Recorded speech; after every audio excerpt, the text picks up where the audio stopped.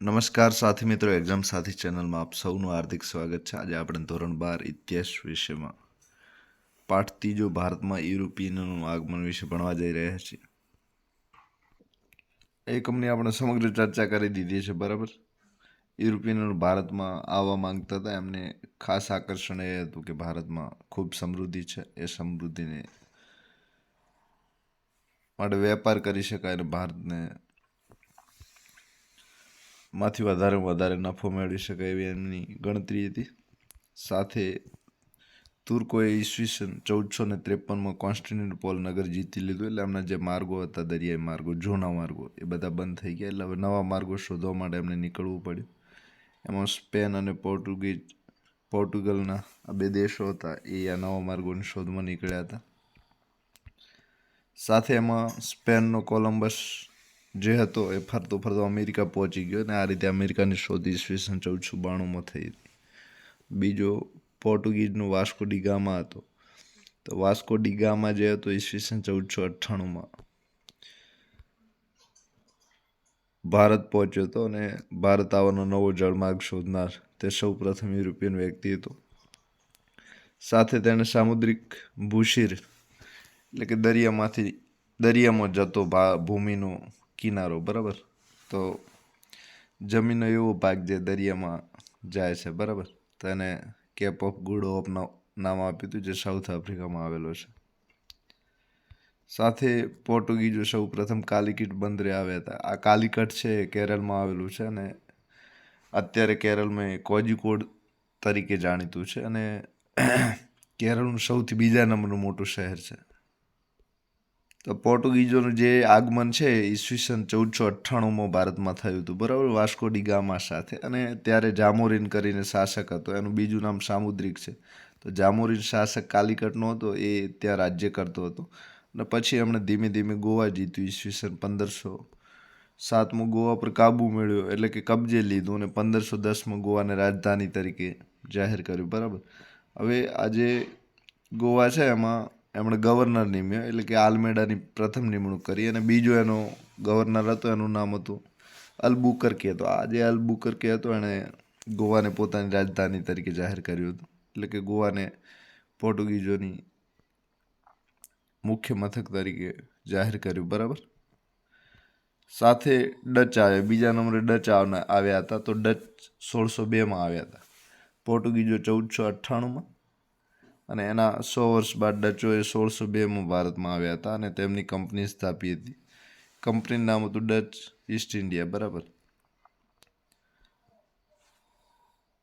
સાથે પોર્ટુગીઝોએ 1658માં શ્રીલંકા જીતી લીધું. ત્યારબાદ બ્રિટિશરો આવ્યા. બ્રિટિશરોએ ભારતમાં 200 વર્ષ સુધી રાજ કર્યું. એ રીતે એમણે સૌ પ્રથમ મર્ચન્ટ એડવેન્ચર્સ કરીને કંપની સ્થાપી હતી, બરાબર. એનું નામ હતું સાહસિકોની વેપારી મંડળી. અને આની મંજૂરી બ્રિટિશના જે મહારાણી હતા એલિઝાબેથ, એમણે રોયલ ચાર્ટર એક્ટ 31 ડિસેમ્બર 1600માં બહાર પાડીને એ કંપનીના જે માણસો હતા, વેપારીઓ હતા, એમને છૂટ આપી કે તમે પૂર્વીય વિશ્વ સાથે વેપાર કરી શકો છો, એટલે કે ભારત, ઇન્ડોનેશિયા બધા દેશ છે ત્યાં વેપાર કરી શકો છો. અને એમણે સૌ પ્રથમ ગુજરાતમાં સુરતનો દરિયા કિનારો, એકદમ સુરત, ત્યાં કોઈ હતું નહીં અને સુરત ખાલીખમ હતું, લોકો વિહોણું. અને એમણે વેપારી કોઠીઓ સ્થાપીને ખૂબ નફો કમાણા અને આ રીતે સુરતનો ધીમે ધીમે વિકાસ થવા માંડ્યો. ત્યાં સૌ પ્રથમ કેપ્ટન હોકિન્સ આવ્યા હતા અને વેપારી કોઠીની પરવાનગી તેમણે જહાંગીર જોડેથી લીધેલી, બરાબર. એના માટે ઘણા વર્ષો સુધી પ્રયત્ન કર્યો. ત્યારે જહાંગીરે વેપારી કોઠી સ્થાપવાની છૂટ આપી હતી. સાથે બ્રિટિશ કંપનીએ પોતાનો બીજો દૂત ઈસવીસન 1612-13માં મૂક્યો હતો અને એનું નામ હતું થોમ્સરો, બરાબર. તો આ ઈસવીસન 1612 અને 13માં વેપારી કોઠી સ્થાપી હતી, બરાબર. તો 12-13 એટલે તમારા પરીક્ષામાં ક્યાં પૂછાય તો ઈસવીસન 1611ની સમય લખશો, બરાબર. સૌ પ્રથમ વેપારી કોઠી સુરતમાં 1611માં સ્થપાઈ હતી અને આ મંજૂરી આપ્યા બાદ થોમ્સ રો ફરીથી મુઘલ શહેનશાહ સમક્ષ આવ્યો ઈસવીસન 1615માં. અને આ રોના પ્રયત્નોથી બ્રિટિશ ઈસ્ટ ઇન્ડિયા કંપનીએ તમામ વિસ્તારોમાં વેપાર કરવાની છૂટ અને તમામ વિસ્તારોમાં કોઠીઓ સ્થાપવાની છૂટ લઈ લીધી. બરાબર. અને બીજું એ થયું કે બ્રિટનના જે રાજકુમાર હતા એમણે પોર્ટુગીઝ રાજકુમારી સાથે લગ્ન કર્યા. એમાં મંબોઈનો ટાપુ હતો એ રાજકુમારને દહેજમાં મળેલો. અને આ જે બ્રિટનના ચાર્લ્સ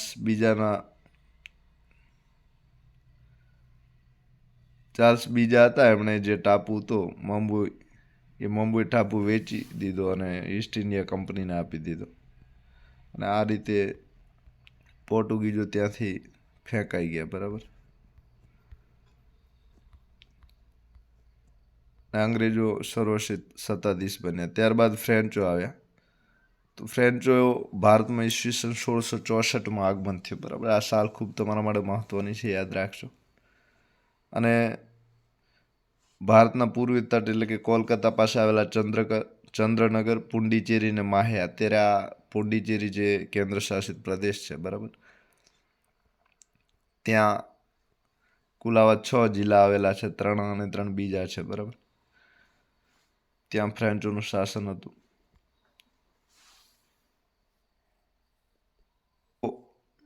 આ બધી જ ચર્ચાઓ આપણે અગાઉ કરી દીધી છે, એટલે માત્ર તમારે પુનરાવર્તન થાય એના માટે હતું. અને સાથે વિડીયોમાં જે પ્લેબેક આવે છે સેટિંગમાં, તો એ જે 3 ટપકા હોય છે એના પર પ્લેબેક આવે છે, ત્યાં સ્પીડ વધારીને મારો વિડીયો તમે સાંભળી શકો છો. એટલે કે વધારે ઝડપથી તમારે સાંભળવાની ઈચ્છા હોય, સાથે હજુ આ વધારે ઝડપ પડતી તો ધીમો કરીને પણ સાંભળી શકો છો.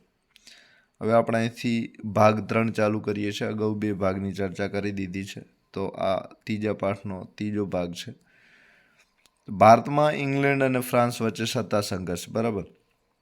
તો હવે ફ્રાન્સવાળા ભારતમાં સૌથી છેલ્લે આવનાર યુરોપિયન પ્રજા છે. ઈસવીસન 1664માં ભારતમાં આવ્યા હતા. તો ફ્રાન્સ અને ઇંગ્લેન્ડ વચ્ચે યુદ્ધ ઈસવીસન 1742માં ફાટી નીકળ્યું. બરાબર. અને ભારતમાં પણ બ્રિટિશ અને આ જે ઈસવીસન 1742નું યુદ્ધ હતું એ ભારતની ભૂમિ પર નહીં, પરંતુ સૌ પ્રથમ ફ્રાન્સ અને ઇંગ્લેન્ડ વચ્ચે ત્યાં યુરોપમાં ચાલુ થયું હતું. બરાબર. અને યુરોપમાં યુદ્ધ ફ્રાન્સ અને ઇંગ્લેન્ડ વચ્ચે ચાલુ થયું, તો ફ્રાન્સ અને ઇંગ્લેન્ડના અમુક સૈનિકો ભારતમાં પણ હતા. એટલે કે ભારતમાં પણ એ વખતે એમની ખાસી સંખ્યામાં રહેતા હતા. તો અહીં પણ એ બ્રિટિશ અને ફ્રેન્ચ ઈસ્ટ ઇન્ડિયા કંપની વચ્ચે વિગ્રોહ શરૂ થઈ ગયા. એટલે કે ધીમે ધીમે યુદ્ધ ચાલુ થઈ ગયું. તો આ ક્યારે થયું? 1742માં. તો 1742નું જે યુદ્ધ છે એ સૌ પ્રથમ ફ્રાન્સ અને ઇંગ્લેન્ડ વિદેશમાં ચાલુ થયું હતું, યુરોપમાં. અને આ 2 દેશો ત્યાં લડવાના લીધે ભારતમાં પણ લડવા માંડ્યા.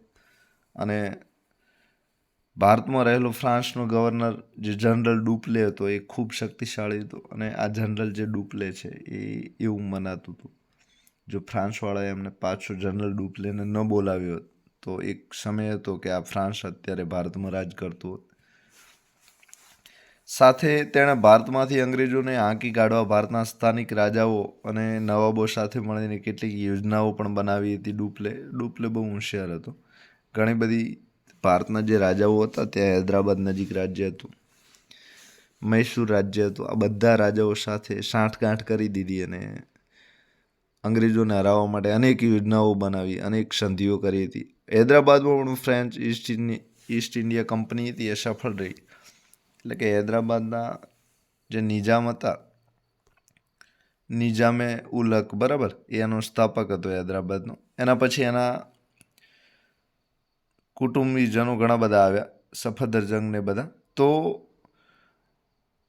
આ બધાને હરાવીને જે ઈસ્ટ ઇન્ડિયા કંપની હતી એ સફળ રહી. બરાબર. આમાં યુદ્ધ હતું ઇંગ્લેન્ડ અને ફ્રેન્ચ વચ્ચેનું. અને બીજું એ કે ઇંગ્લેન્ડ અને ફ્રેન્ચ વચ્ચેના યુદ્ધમાં ત્યાં મૈસૂર અને હૈદરાબાદ સામસામે લડતા હતા. બરાબર. અને અંદરો અંદર લડતા હતા. એમાં એક બાજુ ફ્રાન્સ હતું ને એક બાજુ ઇંગ્લેન્ડ હતું. આ તો 4 જણ વચ્ચે જે જંગ જામે એમાં હૈદરાબાદ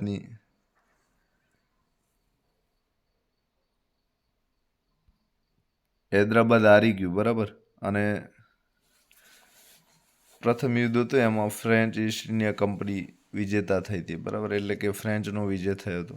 હવે ક્રમશઃ રાજમુંદ્રી છે, મુસ્તફાનગર છે, એલોર છે તથા ચિકાકોલ જેવા ક્ષેત્રો પર તેમણે અધિકાર સ્થાપિત દીધો. એટલે કે આ ડુપ્લે હતો હૈદરાબાદના જે નજીક આવેલા ક્ષેત્રો હતા, રાજમુંદ્રી છે, મુસ્તફાનગર છે, એલોર છે ને ચિકાકોલ છે, એનો પર કાબુ મેળવી લીધો અને પોતાનો અધિકાર કરી લીધો, એટલે કે જીતી લીધા.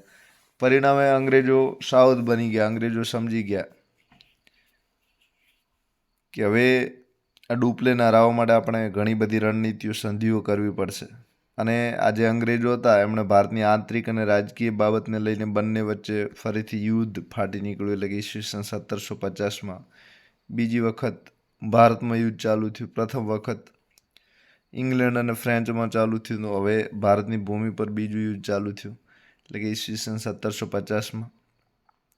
હવે આ યુદ્ધ હતું એ પહેલા યુદ્ધમાં ફ્રેન્ચનું નેતૃત્વ ડુપ્લે કરતો હતો અને બીજા યુદ્ધ હતું એમાં બ્રિટન એટલે કે ઇંગ્લેન્ડનું નેતૃત્વ ક્લાઇવ કરતો હતો. આ લોર્ડ ક્લાઇવ બહુ યુદ્ધ લડનાર સૈનિક છે, બરાબર, ગવર્નર છે, સેનાપતિ છે. એણે ક્લાઇવ ઘણા બધા યુદ્ધ લડ્યા હતા. ઈસવીસન 1757નું જે યુદ્ધ આવે છે એમાં પણ આ ક્લાઇવે અંગ્રેજોને જીતાડ્યા હતા. હવે ક્લાઇવના નેતૃત્વ નીચે બ્રિટિશ ઈસ્ટ ઇન્ડિયા કંપનીએ તિરુચિરાપલ્લીમાં ફ્રેન્ચોને હરાવ્યા, બરાબર.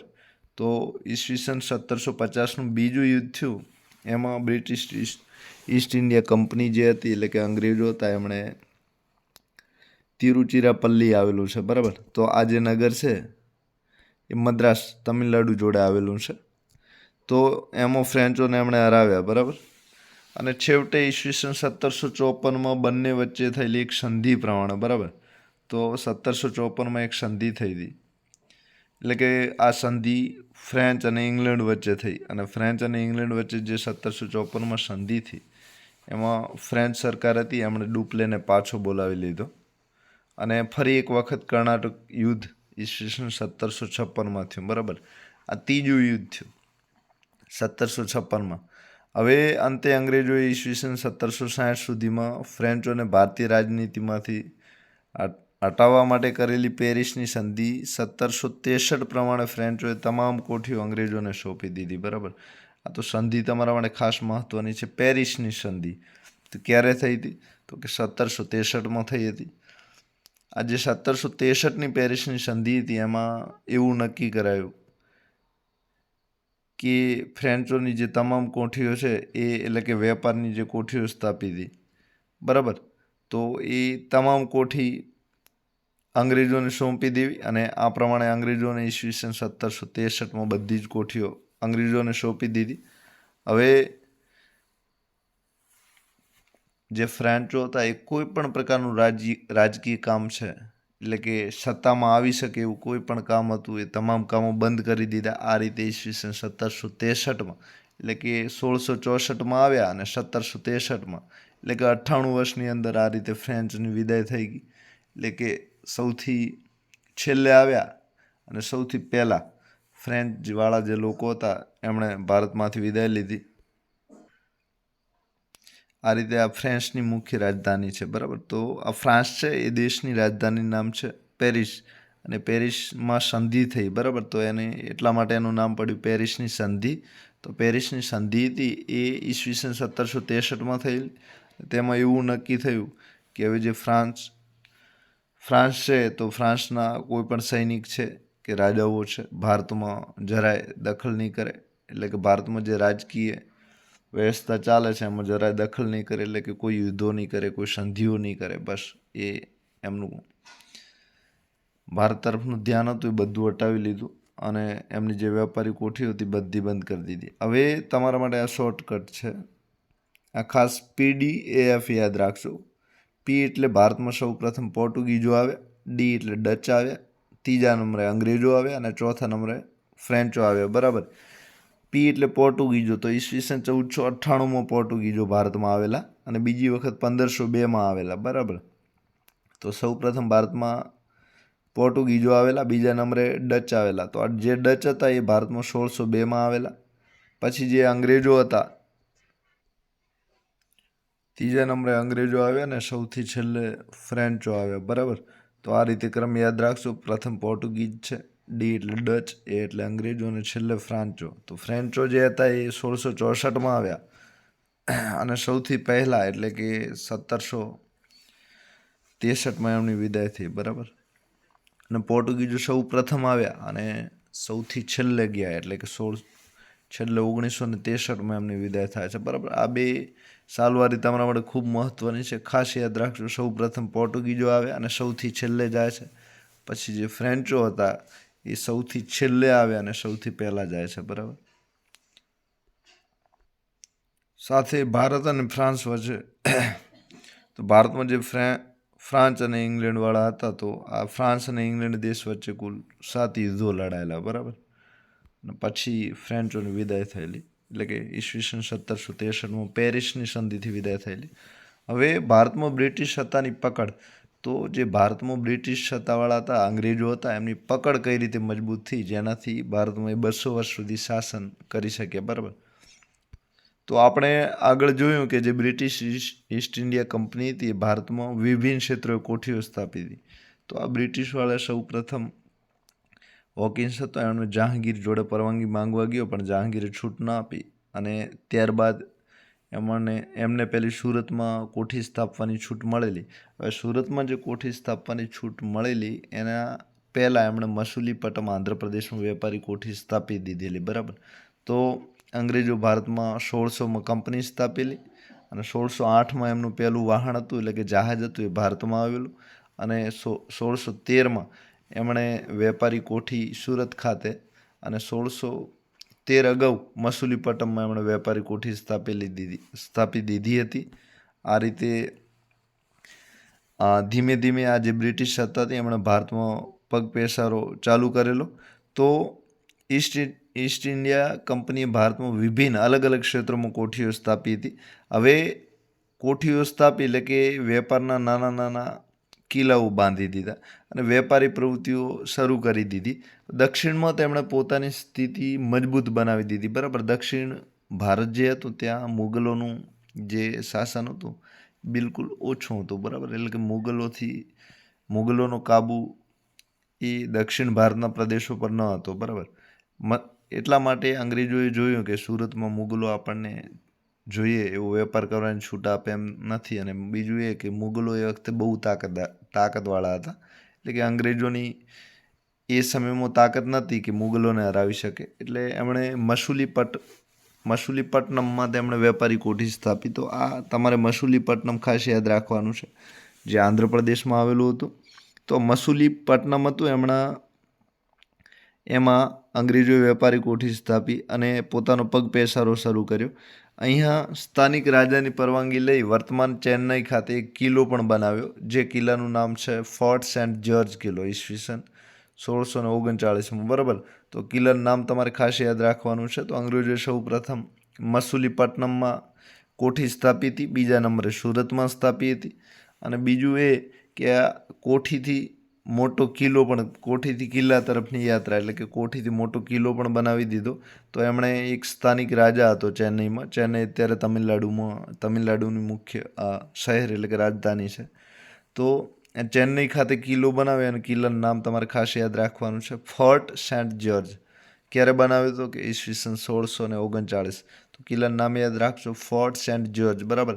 આવા ઘણા બધા કિલ્લા અંગ્રેજોએ બનાવ્યા છે, એટલે હજુ ફોર્ટ વિલિયમ કિલ્લાનું નામ આવશે. એટલે તમે ફોર્ટ સેન્ટ જ્યોર્જ કિલ્લાનું નામ યાદ રાખજો. ક્યાં બનાવ્યો હતો તો કે ચેન્નઈ.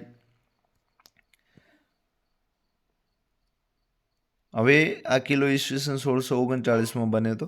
ત્યારબાદ ઈસ્ટ ઇન્ડિયા કંપનીએ બ્રિટિશ સરકાર પાસેથી મંબોઈ ટાપુ લઈને તેની કિલ્લેબંધી કરી. તો ઈસવીસન 1668માં, બરાબર. હવે પોતાનું મુખ્ય મથક સુરતથી ખસેડીને મંબોઈ લઈ આવ્યા, બરાબર. તો 1668માં આ તમારે ખાસ યાદ રાખવાનું છે. તો અંગ્રેજો પહેલાં જે ભારતના શહેરો છે એ દરિયાઈ વેપાર થતો પણ કિલ્લેબંધી કોઠીઓ બાંધવી આવું ભારતના જે લોકો રાજાઓ હતા આવું નહોતા વિચારતા. એટલે કે એકદમ સુમસામ પડ્યા હતા, ખાલી પડ્યા હતા. તો ધીમે ધીમે અત્યારે જે મુંબઈની તમને મહાનગરી આર્થિક સત્તા દેખાય છે, કરોડો લોકો ત્યાં રહે છે, 1 કરોડ ઉપરની વસ્તી છે, એ મુંબઈ શહેરનો વિકાસ અંગ્રેજો વખતથી થયો છે, બરાબર. પહેલાં ત્યાં કોઈ વસ્તી નથી, ટાપુ એમને છૂટા પડ્યા હતા. તો 1639માં ચેન્નઈમાં ફોર્ટ સેન્ટ જ્યોર્જ કિલ્લો સ્થાપ્યો. પછી આ મુંબઈ ટાપુ આપણે અગાઉ વાત કરી છે કે પોર્ટુગીઝો હતા એ દહેજમાં સેન્ટ પહેલાં જ્યોર્જને આપેલો, બરાબર. ઇંગ્લેન્ડના જે રાજા હતા જ્યોર્જ પંચમ એમને મળેલો, જ્યોર્જ બીજો.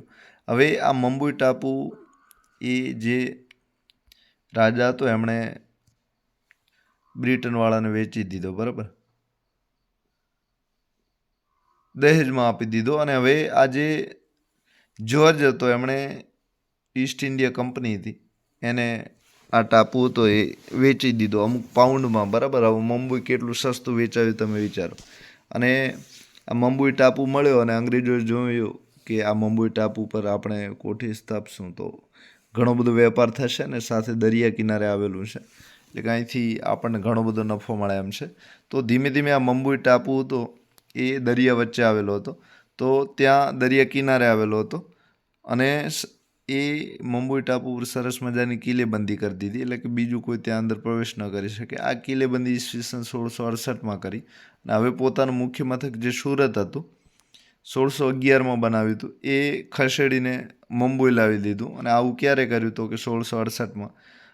ત્યારબાદ એમણે ઓરિસ્સા ઈસવીસન 1633માં અને બંગાળમાં 1651માં વેપાર કરવાનું પરવાનું લીધું, બરાબર. પરવાનું એટલે લાયસન્સ. તો એમણે ઓરિસ્સામાં 1633માં છૂટ મળી ગઈ, તો વેપાર કોઈ પણ ટેક્સ કે કર આપ્યા વગર વેપાર કરી શકતા હતા. અને બંગાળમાં પણ એવી ને એવી છૂટ 1651માં મળી.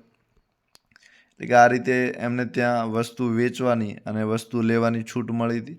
આ રીતે અંગ્રેજોએ ધીમે ધીમે પોતાનો પગ પેસારો કર્યો અને પરિણામે ત્યારબાદ 1633 ઓરિસ્સા, 1651 બંગાળ, ત્યારબાદ પટણા એટલે બિહારનું કે પટણા, પછી ઓડિશાનું બાલાસોર અને ઢાકા એટલે કે બંગાળ. તો પૂર્વ બંગાળનું ઢાકા, આ બધામાં એમની વેપારી કોઠીઓ સ્થાપિત દીધી. તો કે ભારતના નકશામાં જુઓ તમે સુરત, તો પશ્ચિમ દિશાથી પોતે પૂર્વ દિશા તરફ અંગ્રેજો પહોંચી ગયા, એટલે કે પહેલાં દક્ષિણમાં, પછી સુરત, પછી આપણું જે પશ્ચિમ ભારતથી પૂર્વ ભારત તરફ ગયા, બરાબર. તો આ રીતે ત્રણેય દિશામાં ફરી વળ્યા અને પછી ધીમે ધીમે આગ્રા એટલે કે ઉત્તર ભારત તરફ પણ ફરી વળ્યા. તો સૌ પ્રથમ પોતે મસૂલીપટ્ટમ દક્ષિણ ભારતમાં, પછી પશ્ચિમ ભારત એટલે કે સુરત, અને પછી પૂર્વ ભારત એટલે કે બાલાસોર છે ત્યાં બધે, અને પછી ઉત્તર ભારત એટલે કે પટણાના બધા છે, બરાબર. આ રીતે એમની સત્તાનો વિસ્તાર કર્યો. હવે અંગ્રેજોએ ભારતની રાજકીય સ્થિતિ જોઈ કે અહીં તો કોઈ મોટું રજવાડું છે નહીં અને બધા રાજાઓ જમીન મેળવવા, સત્તા મેળવવા અને પોતાની સત્તાનો વિસ્તાર કરવા અંદરો અંદર ઝઘડે છે. તો અંગ્રેજોએ હુગલી પર આક્રમણ કરી મુઘલ સમ્રાટ વિરુદ્ધ યુદ્ધ આદર્યું, બરાબર. તો આ જે હુગલી શહેર હતું, આ હુગલી પશ્ચિમ બંગાળમાં આવેલું છે અત્યારે પણ, અને એક બંદર છે, બરાબર. તો હુગલી પર આક્રમણ કરી મુઘલ સમ્રાટ વિરુદ્ધ યુદ્ધ આદર્યું. અંગ્રેજોએ હુગલી પર આક્રમણ કરીને મોટી ભૂલ કરી અને મુઘલ સમ્રાટ ઔરંગઝેબ હતો, બરાબર. તો આ ઔરંગઝેબને છંછેડ્યો, એના માટે ઔરંગઝેબે સામે યુદ્ધ કર્યું અને અંગ્રેજોની આ હરકત હતી એને કચડી નાખી, એટલે કે અંગ્રેજોને યુદ્ધમાં હરાવી દીધા. અને એટલું જ નહીં, ઔરંગઝેબે સુરત છે, મસૂલીપટ્ટમ છે અને વિશાખાપટ્ટનમની જે કોઠીઓ હતી એ બધી જીતી લીધી ને એમના ઉપર મુઘલ સત્તાનો પોતાનો અધિકાર સ્થાપી દીધો. એટલે કે અંગ્રેજોએ જ્યાં વેપારી કોઠીઓ બનાવી હતી, પછી એમના વેપારી કેન્દ્રો હતા, મુખ્ય સુરત છે, મસૂલીપટ્ટનમ છે, વિશાખાપટ્ટનમ છે, આ બધી જ કોઠીઓ પર મુઘલોએ પોતાનો અધિકાર એટલે કે ઔરંગઝેબે અધિકાર સ્થાપી દીધો અને આ કોઠીઓ જીતી લીધી.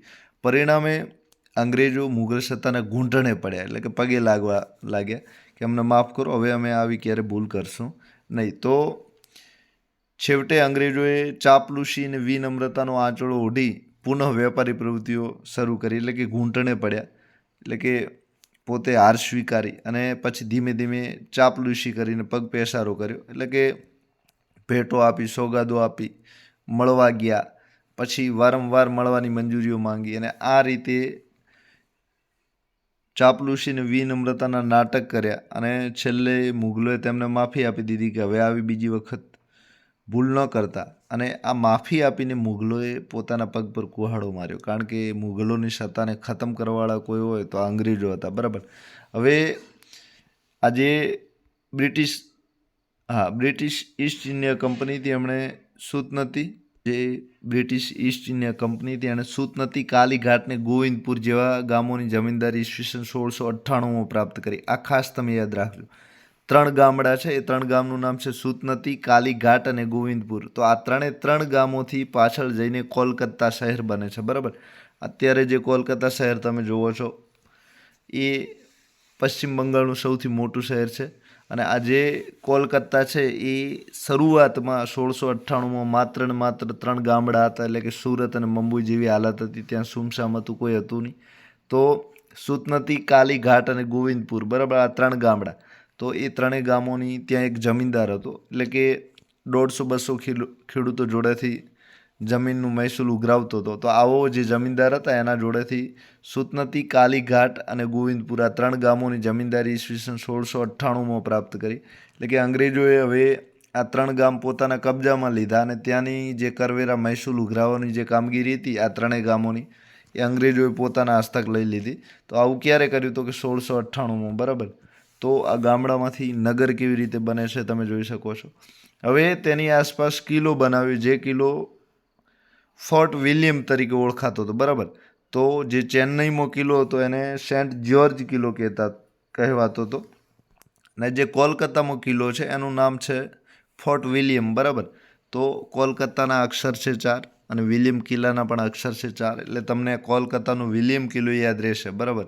અને ચેન્નઈનો પછી પૂછાય તો એ તમારે યાદ રાખવામાં સરળતા રહેશે. તો સેન્ટ જ્યોર્જ ચેન્નઈમાં કિલ્લો હતો. એ ક્યારે સ્થાપિત હતો? તો કે 1639 હતું. પછી 1668માં એમને મુંબઈ મળ્યું બીજું. અને પછી આ ત્રીજું ખાસ મહત્વનું છે, તમે યાદ રાખશો, તો ફોર્ટ વિલિયમ હતો. બરાબર. તો ફોર્ટ વિલિયમ કિલ્લો કોલકાતામાં સ્થપાયો હતો. ક્યારે? તો કે 1698માં. હવે આ સંદર્ભે મુગલ બાદશાહ ફરુખશીયરે તેમને વિશેષ અધિકારો આપતું એક ફરમાન બહાર પાડ્યું.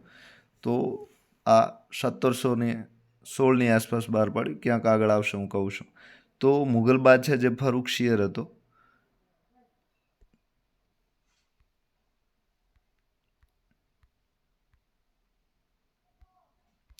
તો આ 3 શહેરો તમે ખાસ યાદ રાખશો, 3 ગામડા. બરાબર. સુતનતી, કાલીઘાટ અને ગોવિંદપુર. બરાબર.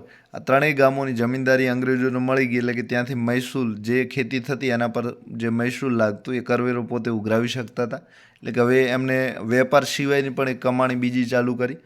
અને આ તમે બ્રિટિશ સત્તાની ભારતમાં પકડે, એટલે કે ધીમે ધીમે અંગ્રેજો ભારતના રાજાઓ સત્તાધીશ કઈ રીતે થયાની વાત છે. બરાબર. આ ભૂલતા નહીં, આ તમારે પૂછાઈ શકાય છે કે ભારતમાં અંગ્રેજો રાજ કઈ રીતે મેળવ્યું. તો કે વેપાર કરવા પહેલાં આવ્યા હતા, પછી ધીમે ધીમે વેપારી કોઠીઓ સ્થાપિત દીધી, પછી ધીમે ધીમે આજીજી કરી, ચાપલુસી કરી અને વેપારના મફત વેપાર કરવાની છૂટ મેળવી, એટલે કે પરવાના લાયસન્સ લઈ લીધા. 1 રૂપિયો કરવેરા આપ્યા વગર વેપાર કરી શકે. પછી ધીમે ધીમે એમણે અલગ અલગ જગ્યાએ પોતાના કિલ્લા બનાવી દીધા. તો કિલ્લાનું નામ લખી શકો છો. અને પછી આ કિલ્લા બાદ જુદા જુદા મુગલ બાદશાહ હતા એમના જોડેથી છૂટ લીધી, વેપારની, પરવાનાની, ટેક્સ ઓછો ભરવાની, પછી વસ્તુઓ બનાવવાની, આવી બધી છૂટો લઈને એમણે છેલ્લે પછી જમીનદારી લઈ લીધી, એટલે કે કર ઉઘરાવવાની વ્યવસ્થા પણ પોતાના હાથમાં આવી. અને પછી હજુ ખાલસા નીતિની ઘણી નીતિઓ આવે છે. આ બધાથી ભારતમાં એમણે શાસન કરી શક્યા અને ભારતમાં પોતાનું સ્થાન મજબૂત કર્યું. તો 1698માં વિલિયમ કિલ્લાનું નામ યાદ રાખશો. બરાબર. વિલિયમ કોલકાતા. તો ફોર્ટ વિલિયમ કિલ્લો બનાવ્યો કોલકાતામાં. હવે આ અત્યારે તમે જોયું સુરત તો અગાઉ પોતે કાબૂમાં કરી ચૂક્યા હતા અંગ્રેજો. પછી મુંબઈ પણ એમને મળી ગયું હતું 1639માં. આ કોલકાતા 1698 સાલ યાદ રાખજો. હવે આ સંદર્ભે મુગલ બાદશાહ ફરુખશિયારે તેમને વિશેષ અધિકાર આપતું એક ફરમાન બહાર પાડ્યું. આ 1717ની આસપાસ થાય છે, અગાઉ પછી આવશે, આપણે જોશું. તો ફરુખશિયારે જે આ ફરમાન બહાર પાડ્યું એમાં અંગ્રેજોને વેપાર માટેની અઢળક ઘણી બધી છૂટો મળી હતી. આ છૂટો એટલી બધી છૂટો હતી કે અંગ્રેજો ત્યાંથી ખૂબ નફો કમાઈ શકે તેમ હતા. તો ઈસવીસન 1651માં ગુજરાત અને દક્ષિણ ભારતને પણ લાગુ પડ્યું.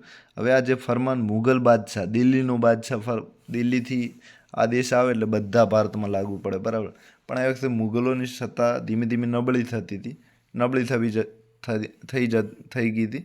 એટલે આ મુઘલ બાદશાહ હતો, એમનું દક્ષિણ ભારતમાં ઓછું રાજ હતું, પણ મુઘલ બાદશાહ હતો, આખા ભારતનો બાદશાહ હતો એ વખતે પણ. એટલે આ જે ફરમાન પાડે એને નાના રાજાઓ ના ન પાડી શકે, બરાબર. એટલે ઈસવીસન 1651માં ગુજરાત અને દક્ષિણ ભારતને પણ લાગુ પડ્યું, બરાબર. સાથે આ સમય દરમિયાન ઈસ્ટ ઇન્ડિયા કંપનીએ વેપારમાંથી ખૂબ નફો મેળવ્યો અને ઈસવીસન 1708માં કંપનીની નિકાસ માત્ર 5 લાખ પાઉન્ડની હતી અને ઈસવીસન 1740 સુધીમાં આ 5 લાખનો જે વેપાર, એટલે કે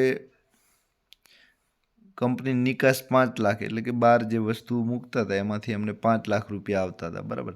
નિકાસ કરવી એટલે બહાર વસ્તુ વેચવા માટે બહારના દેશમાં મૂકવી અને નિકાસ કહેવાય, બરાબર. તો આ 5 લાખની આવક હતી. હવે આ 1708માં હતી, બરાબર. એના 32 વર્ષ પછી આ જે આવક તમે છે જોઈ શકો છો, 17,95,000 પાઉન્ડ સુધી પહોંચી, બરાબર. તો એમનો નફો તમે વિચારી શકો છો, 5 લાખથી 17 લાખ પહોંચી ગયો. 17,95,000 એટલે કે લગભગ 18 લાખની નજીક એમનો, 5 લાખથી 18 લાખ, 400% વધારો તમે જોઈ શકો છો. તો આટલો એમનો નફો વધ્યો હતો. સાથે મુઘલ સામ્રાજ્ય અત્યંત નિર્બળ બનતા બ્રિટિશ કંપનીએ ભારતમાં પગપેસારો કરવાની તક મળી અને કંપની પોર્ટુગીઝ અને ડચ પ્રતિસ્પર્ધીઓને પણ આ સમયમાં હરાવી ચૂકી હતી. આપણે જોયું કે પોર્ટુગીઝોને એમણે વિદાય આપી દીધી અને ડચોને પણ એમણે વિદાય આપી દીધી હતી અને ફ્રેન્ચોને પણ પોતે 1761માં હરાવી ચૂકી હતી, 1763માં. આ રીતે એમણે ફ્રેન્ચ કંપની સિવાય તેમણે હવે તેમની સામે પડવાવાળું કોઈ ન હતું. એટલે કે અંગ્રેજો 1770માં એટલા બધા છૂટો પ્રાપ્ત કરી ચૂક્યા હતા કે હવે એમની સામે મુઘલો સામે પડી શકે તેમ નહોતા, પોર્ટુગીઝો નહોતા, ડચ નહોતા, હવે એકમાત્ર ફ્રેન્ચ વધ્યા હતા.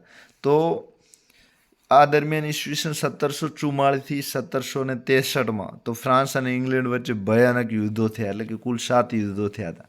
મને 1742માં પ્રથમ ફ્રાન્સ અને ઇંગ્લેન્ડ વચ્ચે યુદ્ધ ફાટી નીકળ્યું હતું, આપણે જોયું, બરાબર. તો આજે 20 વર્ષનો સમયગાળો છે, 1744થી 1763.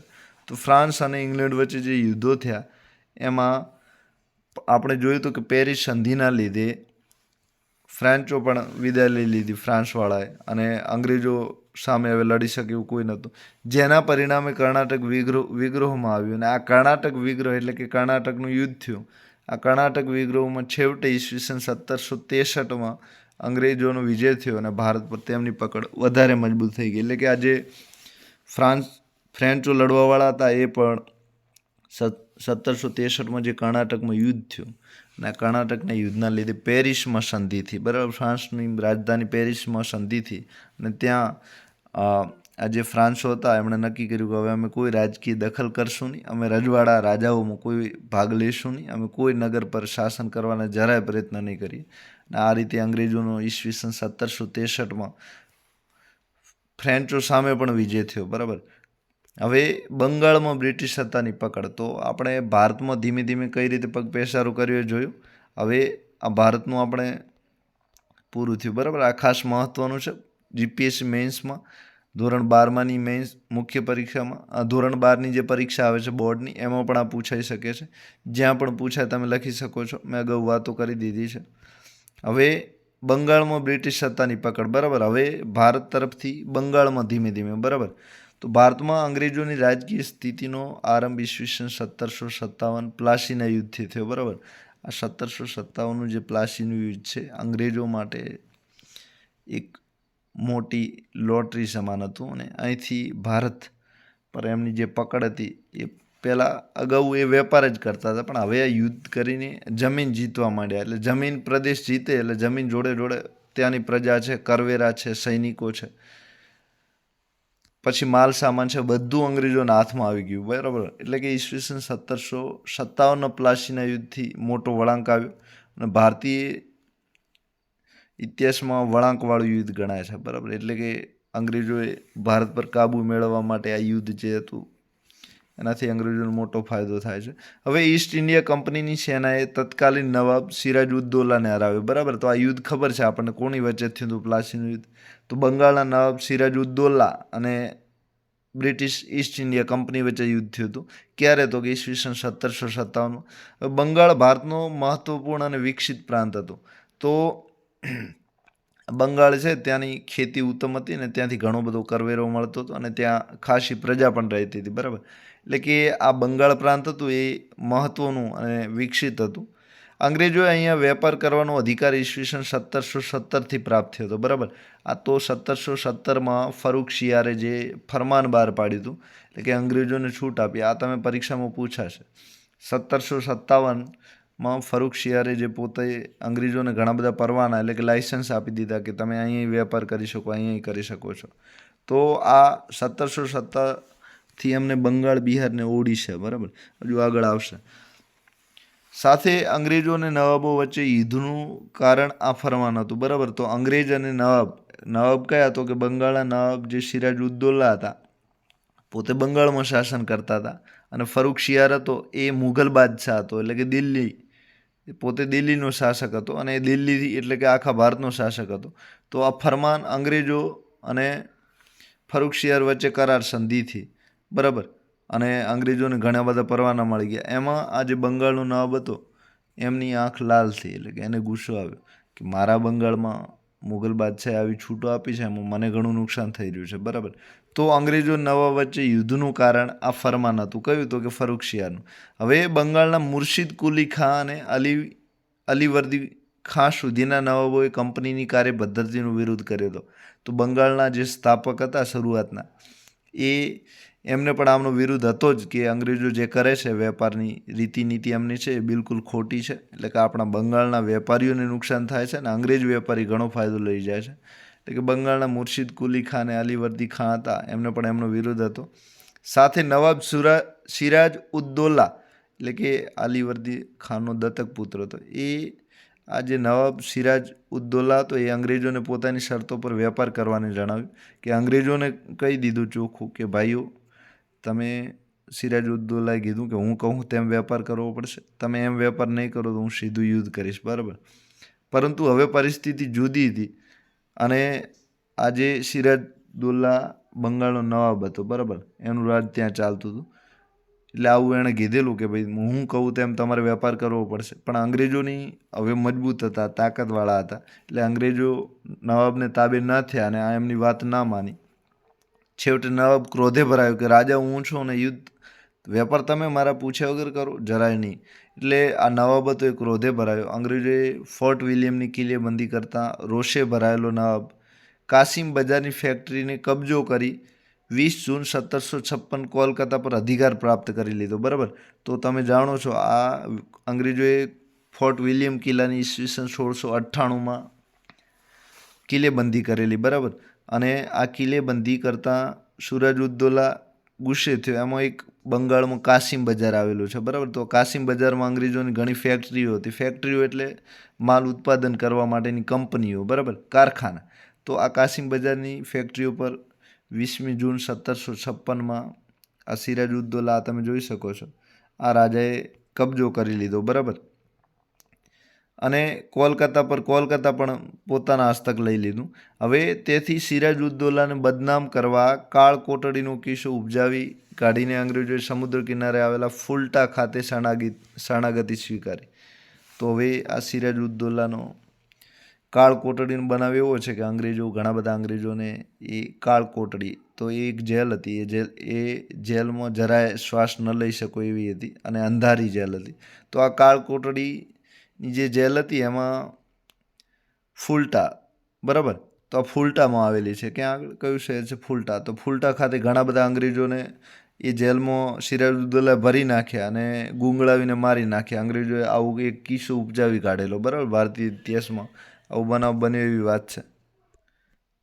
તો આ જે ફુલટા દ્વીપ હતો, બરાબર, તો ફુલટામાં જે કાળ કોટડીની જેલ હતી એમાં ઘણા બધા અંગ્રેજો ગુંગળાઈને મરી ગયા છે, બરાબર. અને અંગ્રેજો પોતે હારી ગયા અને સિરાજ ઉદ દૌલાને શરણે થઈ કે અમારી ભૂલ થઈ છે, અમે હાર સ્વીકારીએ છીએ અને આ રીતે શરણાગતિ અંગ્રેજોએ સ્વીકારી. હવે આ જે ફૂલટાના કિલ્લાની કાળ કોટડીનું બનાવ બન્યો એની જાણ મદ્રાસના અધિકારીને થઈ, એટલે કે મદ્રાસનો અધિકારી લોર્ડ ક્લાઇવ હતો, બરાબર. તો આ લોર્ડ ક્લાઇવ જે હતો એને જાણ થતાં એણે તાત્કાલિક સહાયતા મોકલી, એટલે કે સૈનિકો મદદ માટે યુદ્ધ લડવા માટે મોકલ્યા સિરાજુદ્દૌલા સામે. હવે આ ઉપરાંત નવાબના દરબારના અગ્રણી લોકો સાથે મળીને નવાબ વિરુદ્ધ ષડયંત્ર રચ્યું.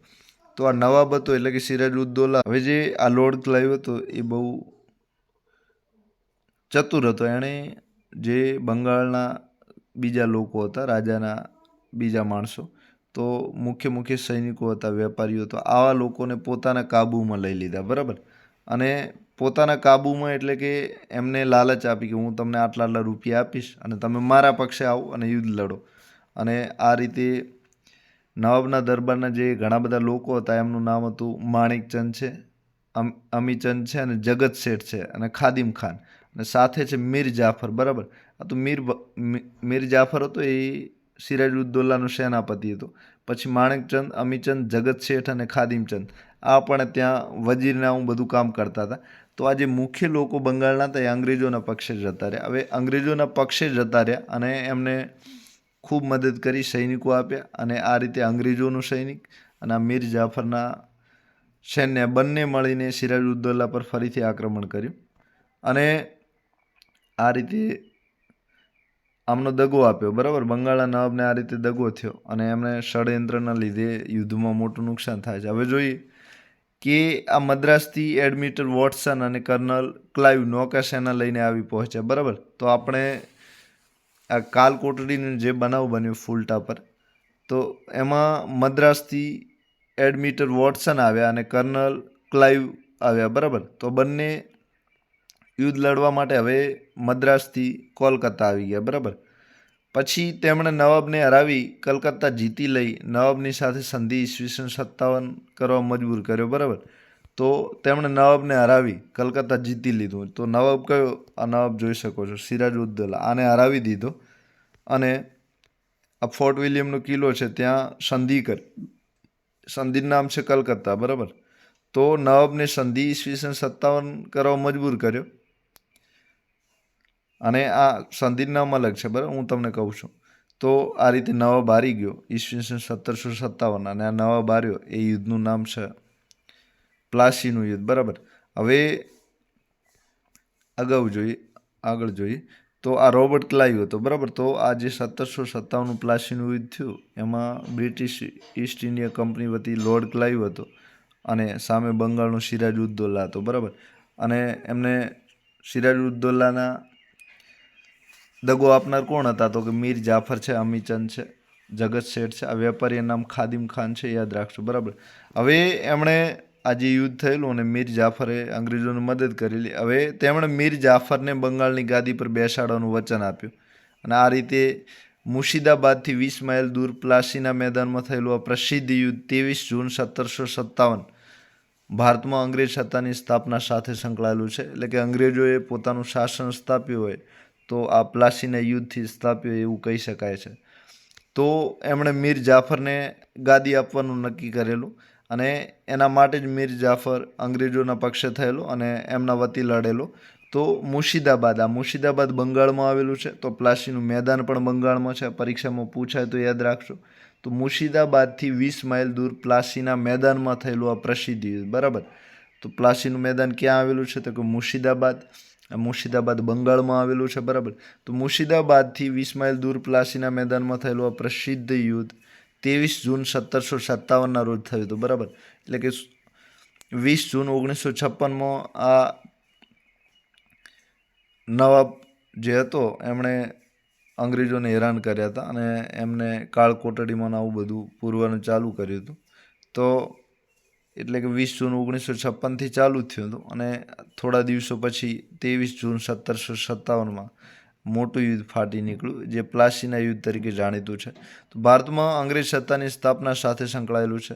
સાથે મીર જાફર અને રાય દુર્લભ જેવા ગદારોના કારણે નવાબ હાર્યો આપણે જાણીએ છીએ, બરાબર. તો મીર જાફર અને રાય દુર્લભ હતા એમણે ગદ્દારી કરી હતી અને છળ કપટથી સિરાજુદ્દૌલાને હરાવ્યો હતો. તો છેવટે તેની હત્યા કરવામાં આવી, એટલે કે એ સિરાજુદ્દૌલાને મારી નાખવામાં આવ્યો. સાથે નવીનચંદ્ર સેનના મત અનુસાર હવે નવીનચંદ્ર કરીને એક ઇતિહાસકાર છે, એ કહે છે આ પ્રસંગથી ભારત કાયમી દુઃખની કાળ રાત્રિમાં સપડાયું. એટલે કે દરેક રાત જે હતી ભારત માટે દુઃખની કાળી રાત્રિ હતી. બરાબર, આ તમે યાદ રાખી શકો છો. તો ભારત કાયમી દુઃખની કાળ રાત્રિમાં સપડાયું.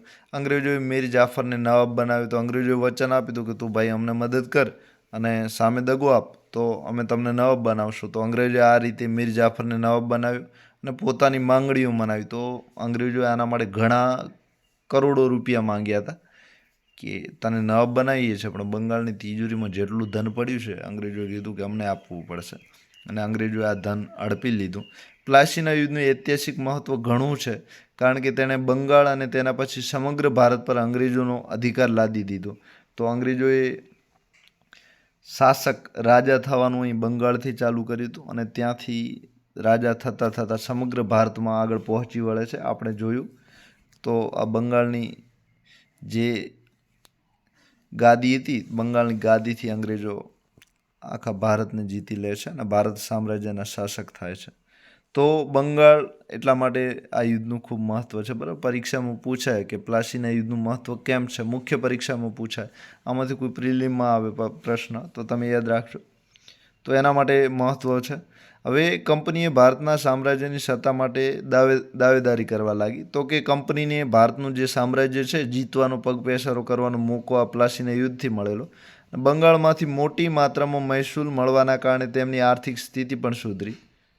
બંગાળ પછી સમગ્ર ભારત પર અંગ્રેજોએ પોતાનો અધિકાર ધીમે ધીમે કરી દીધો, અને હવે અંગ્રેજી વેપારી કંપનીએ ભારતના સામ્રાજ્યની સત્તા માટે, એટલે કે ભારતનું જે શાસન હતું એમાં પોતે રાજા છે એવું કહેવા માંડ્યા, અને ધીમે ધીમે રાજા થઈ ગયા. બંગાળમાંથી મોટી માત્રામાં મહેસૂલ, એટલે કે ઘણી બધી કરવેરા, જમીન મહેસૂલ એટલે જમીન પર જે કરવેરો ઉઘરાવીએ એને મહેસૂલ કહેવાય. બરાબર, તો આ મહેસૂલ જમીન પર કરવેરો ઉઘરાવવાની એમને છૂટ મળતા એમની આર્થિક સ્થિતિ સુધરી. તો બ્રિટનની જે ઈસ્ટ ઇન્ડિયા કંપની હતી એમને જે ઘણું બધું નુકસાન થતું હતું વેપારમાં ઘણો બધો ફાયદો હતો, પણ આ સૈનિકોના આમ ખર્ચો બધો એમને મોંઘો પડે એમ હતો. તો એમને અહીંથી ખૂબ કમાણી બંગાળમાંથી નવાબ પાસેથી રૂપિયા ખૂબ લીધા, પછી મહેસૂલ ઉઘરાવવાની પણ છૂટ, એટલે કે જમીન પર કરવેરો મેળવવાની છૂટ મેળવી. આ રીતે એમને ઘણો બધો આર્થિક, એટલે કે ઘણા બધી આવક થઈ, અને ફ્રેન્ચોને પણ તેઓ હરાવી ચૂક્યા. બંગાળ, બિહાર અને ઓરિસ્સાનો મુક્ત વેપાર કરી શક્યા. આ ખાસ યાદ રાખજો. તો 1717નું જે ફરમાન હતું ફરુખશિયારનું, બરાબર, એમાંથી બંગાળ, બિહાર અને ઓરિસ્સા, બંગાળ છે, બિહાર છે અને ઓરિસ્સા છે, આ 3 રાજ્યો છે અત્યારે તમે જાણો છો, એમાં એમને મુક્ત વેપારની છૂટ આપી. તો અત્યારે તમે જીએસટી બિલ લાગે છે, બરાબર, વેપાર કોઈ વસ્તુ વેચો તો તમારે જીએસટી ભરવી પડે છે. દાખલા તરીકે મોબાઈલ લો 20,000નો, તો એમાંથી 3-4 હજાર તમારે સરકારની જીએસટી તરીકે આપવા પડે છે. તો આ રીતે બંગાળ અને બિહાર, ઓરિસ્સામાં એક પણ 0%, 0% કર આપ્યા વગર, એટલે કે મુક્ત વેપાર એ કરી શકતા હતા. એમના પર કોઈ રોકટોક હતી નહીં. એમને જેમ વેપાર કરવો હોય વિના કરવેરા એ વેપાર કરી શકતા હતા. અને બંગાળની પ્રજાને લૂંટી એમણે પુષ્કળ ધન દોલત બ્રિટન ભેગા કર્યા. બરાબર, તો બંગાળની પ્રજાને લૂંટી લીધી અને એમના જે ધન દોલત હતા એ બ્રિટન ભેગા કર્યા. તો આ રીતે આ કંપની હતી એ ખૂબ આર્થિક રીતે મજબૂત થઈ ગઈ. બરાબર, આ રોબર્ટ ક્લાઇવનો ફોટો છે, એ આ પ્રથમ યુદ્ધ સિરાજઉદ્દૌલા સામે લડ્યો હતો. બીજા પણ અંગ્રેજ હતા, વોટસન ને બધા નામે યાદ રાખજો.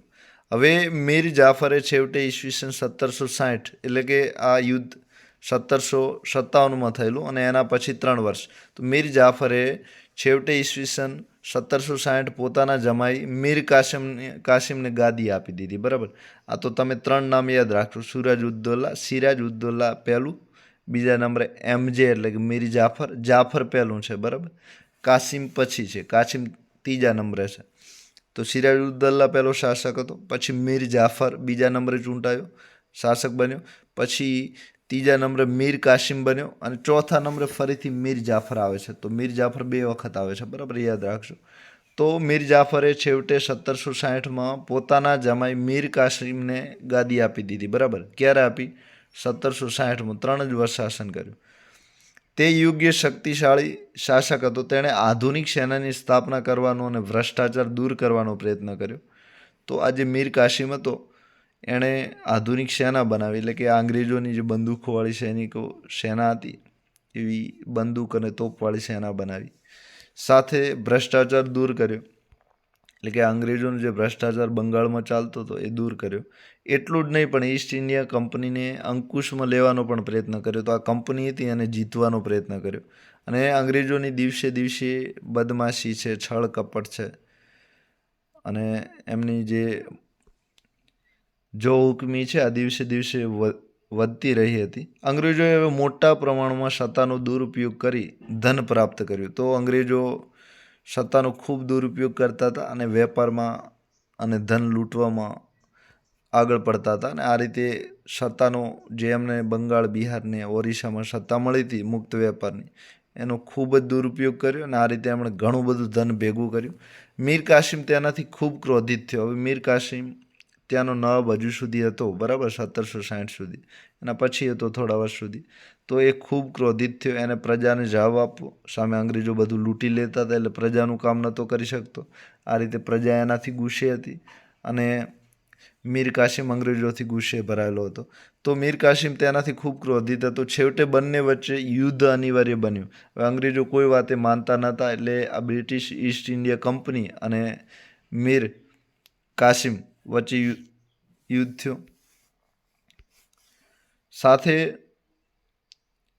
એક મહત્વપૂર્ણ લડાઈ ઈસવીસન 1763માં લડાઈ, એમાં મીર કાસિમ હાર્યો, બરાબર, અને અવધ ભાગી ગયો. ક્યાં ભાગી ગયો?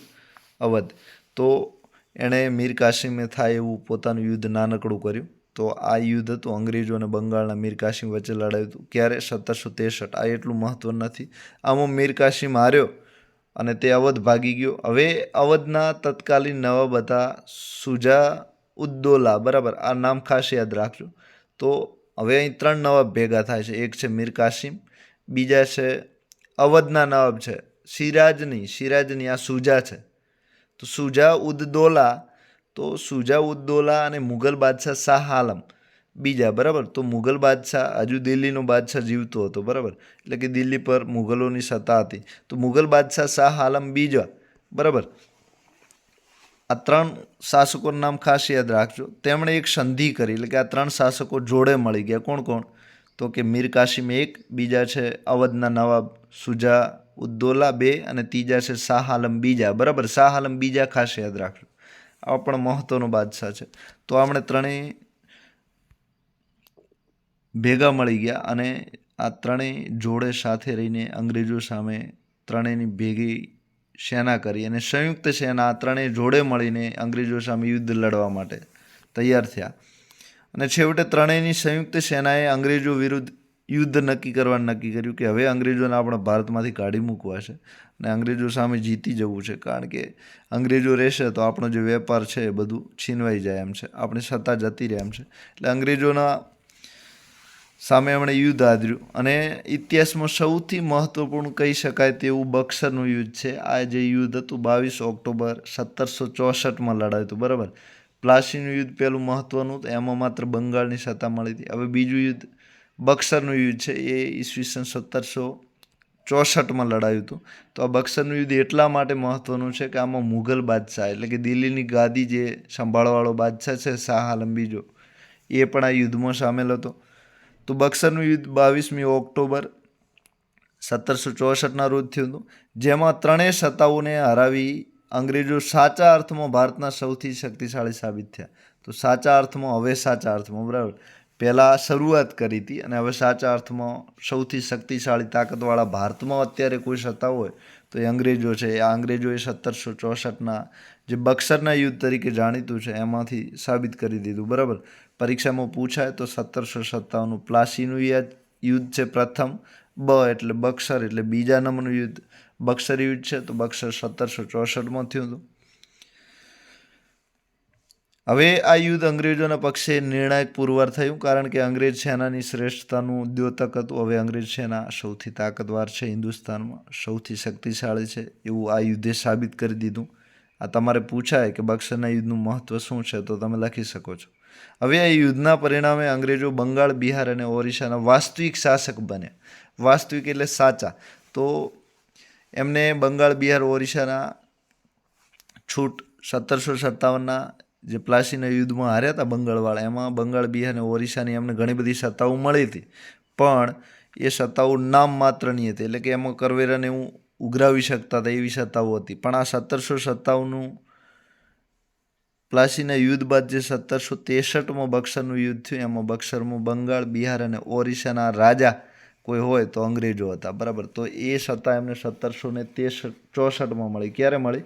1764માં. તો બંગાળ, બિહાર અને ઓરિસ્સાના વાસ્તવિક શાસક હવે અંગ્રેજો બની ગયા. ક્લાઈવ બંગાળનો ગવર્નર બન્યો. હવે ગવર્નર એટલે શાસક, ગવર્નર એટલે શાસક. તો આ ક્લાઈવ બંગાળનો પ્રથમ ગવર્નર તરીકે જાણીતો છે. આ પરીક્ષામાં પૂછાય તો યાદ રાખજો. બંગાળનો પ્રથમ ગવર્નર કોણ હતો? ક્લાઈવ. અંગ્રેજોનો પ્રથમ ગવર્નર કોણ હતો? તો કે ક્લાઈવ.